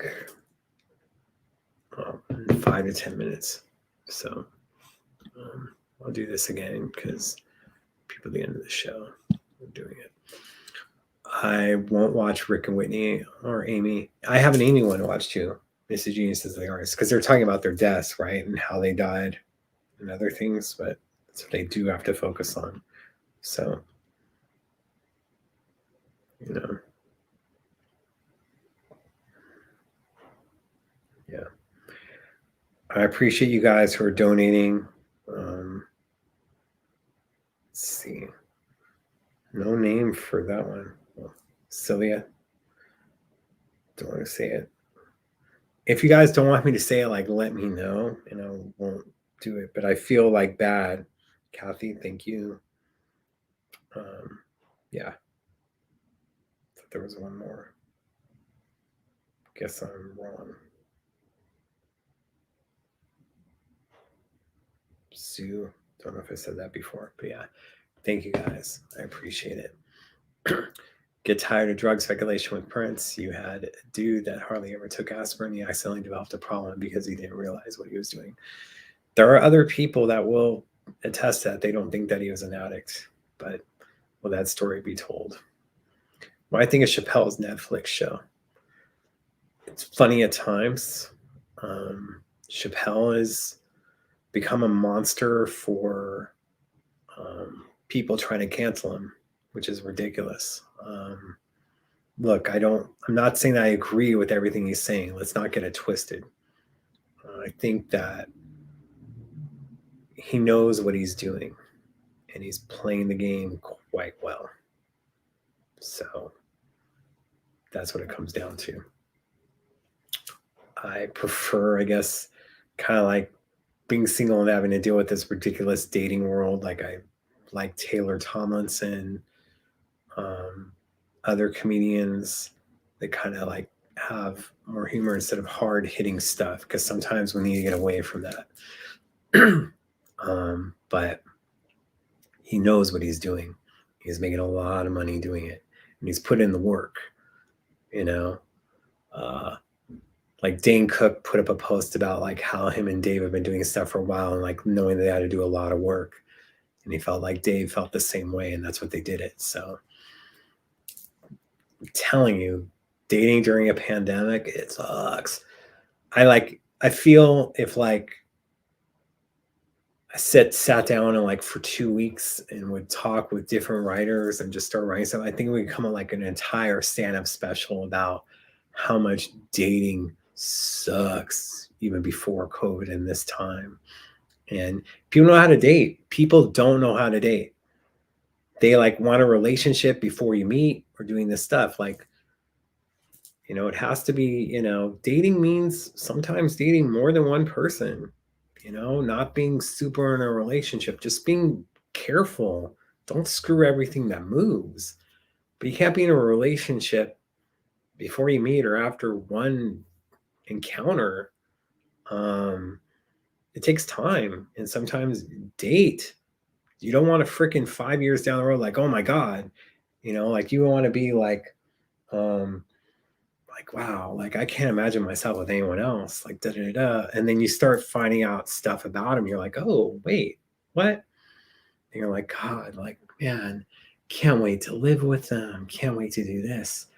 They're on the couch 5 to 7 years later, and you're like, I wonder what would happen if they would just die. Oh, I could go to the record store whenever I want. I could read my graphic novels without going, baby, what are you thinking? You're thinking about another girl, aren't you? I'm like, no, I'm thinking about how Spider-Man's going to beat the Green Goblin this time. So, yeah, make someone take a COVID test during dinner. Hilarious. I mean, that's what's getting down to. Like, even though you're vaccinated, now you have to get tested again. Miss Shock Humor. I'm going to read Filthy Frank's book together and almost wet ourselves again for dry cleaning. Wow. I mean, look, Don Rickles was able to get away with stuff even in the last years of his life because of his age. And now, like, young comedians can't do that. I always took it slow, guys like that. Just don't know it. Yeah. I mean, look, sometimes slow is the right way. Sometimes hooking up's the right way. But trying to be in a relationship right off the bat takes time. Record stores don't have the posters on the walls were the best. Yeah. Plus, you have to get past the 4-stage winning direction. I'm gonna tell you something. As a guy, like, you women just don't understand. Like, we're gassy individuals, and especially me. I just had a protein drink. Okay. How do I put it? For some reason, when we first are with you guys, our stomach is not acting up in front of you. See, all this is going to be part of the comedy act. Our stomach isn't acting up in front of you. So it's like we still have gas, and then like you're kind of around, but then it doesn't do anything. Then it's like, it isn't like you guys leave and all of a sudden we let out like this a 5-minute one. For some reason, now all of a sudden you guys are hanging out more. It's been a few months into relationships. Our stomach isn't behaving anymore. It's going, oh my God, she's here again. Oh my God. And then it's like your stomach goes, okay, they left the room. Go, do it. And then you're doing it. And then they walk right back into the room immediately. And you're like, you don't have the candles lit up. You don't have nothing. It's like, they're like, you weren't gassy with me at the beginning. I'm like, it was my stomach. I was gassing. My stomach was trying to behave in front of you, afraid that I was going to scare you off. And like, it was like the bottom half was working with the stomach to make sure it didn't scare you. So you do stuff with us. Now it's like you're here all the time. It just can't help itself. For real. The stomach and the bottom part, they made a deal. Let's not scare off this one. And then a few months, it's like, oh my God. Oh my God, she wants to watch wrestling with us. She wants to watch football. Oh my God, we're not going to be able to hold it this long. Just saying. So, telling you, this can be a total. I think there's a lot of material in it. And I would never want to date a female comedian. I would give them way too much material. Nope. You were always having Chris Noth, other men. Yeah. I mean, I know Chris is denying it. Don't know if it's true. I always try to go with the stuff of believing the woman. I have had accusations being thrown about me, and I had to like contact exes, and they're like, dude, this didn't happen. It just is the worst thing. I feel that I want women to be believed. I just don't know the original story. So I don't have those good. Dude, did you guys hear about, like, there was a skit of Saturday Night Live back in the 90s, I think, of like the toilet where it's two people in a toilet together with like Kevin Nealon and Victoria Jackson. So like they can take dumps together. Like that was a skit. Meghan Trainor and her husband actually have 2 bathrooms together so they can go to the bathroom at the same time. Like for real. Okay. Make it funny is funny even farts. Do any celebrities break when I do? There was something at an after party, and I don't think it was a fart. It was just really, really bad BO. And that's all we're going to say about that. Man, need to be smarter in 2022, because they're going to be smarter for the next week or two. All right. I need to wrap it up, because maybe I need to do something that I don't want to do on camera. And someone said they heard me doing a podcast before, and I've been totally saying that's not it. I don't know what happened in it, but yeah, it's on the next episode. So, I mean, just we could go on and on and on. Oh my God! Now it's time when I put up audio of this show. Oh my God. Yeah. I don't want to hear anything about, and the Prince legacy stuff doesn't work out, or Taylor doesn't work out. Be a comedian, tell fart jokes. Like, dude, everyone tells fart jokes. So it wouldn't be anything. But I appreciate you guys. I plan on doing a show next Wednesday. I want uplifting stuff. I haven't been driving as much lately because traffic around this time, and like, I had a terrible car accident 2 years ago. Like, I'm just trying to be safe, because people drive like idiots here in LA, and it's been raining, and people don't even know how to drive in LA when it's 70 degrees out, you know? So this is it. Always appreciate you guys. Take care of family stuff first, but your donations are always appreciated. Like I said, it goes to the website, it goes to other stuff, and just, I'm never going to get a donation of 10K. Like, I will say this, when I was going through some medical stuff in 2012, Prince helped pay for my hospital bills then, and it was such a surprise, because it was hospital bills and rent, and like, it just meant a lot to me. Prince isn't going to be able to do that this time, but other people tried. But yeah, so I appreciate you guys. It's supposed to rain next week, so get used to it. The other day being crazy, and it's been hella cold here. And unfortunately, I got like a draft in my room, and they're not taking care of it because they're using other stuff. But I appreciate you guys. Thank you, Sylvia. Just nothing but love. Look for that Penelope Cruz clip. We'll be posting it, and just, of course, other stuff. I don't care where I get it from, as long as they have a link that I can share, news wherever it's from. If you don't have it to where I can't share, it makes it hard. So thank you guys. Thank you guys for subscribing. Thank you guys for tuning in live, tuning on Apple Music, on Spotify, other places. Thank you, Prince. So that's what it comes down to. And it's about the legacy. Much love, you guys. You can reach out. I know there's other people I said reach out, and I haven't gone back to them. It's not me being disrespectful. It's just a lot going on. This past week has just been a lot, and not being able to be as active as I want to be. And those are personal things going on.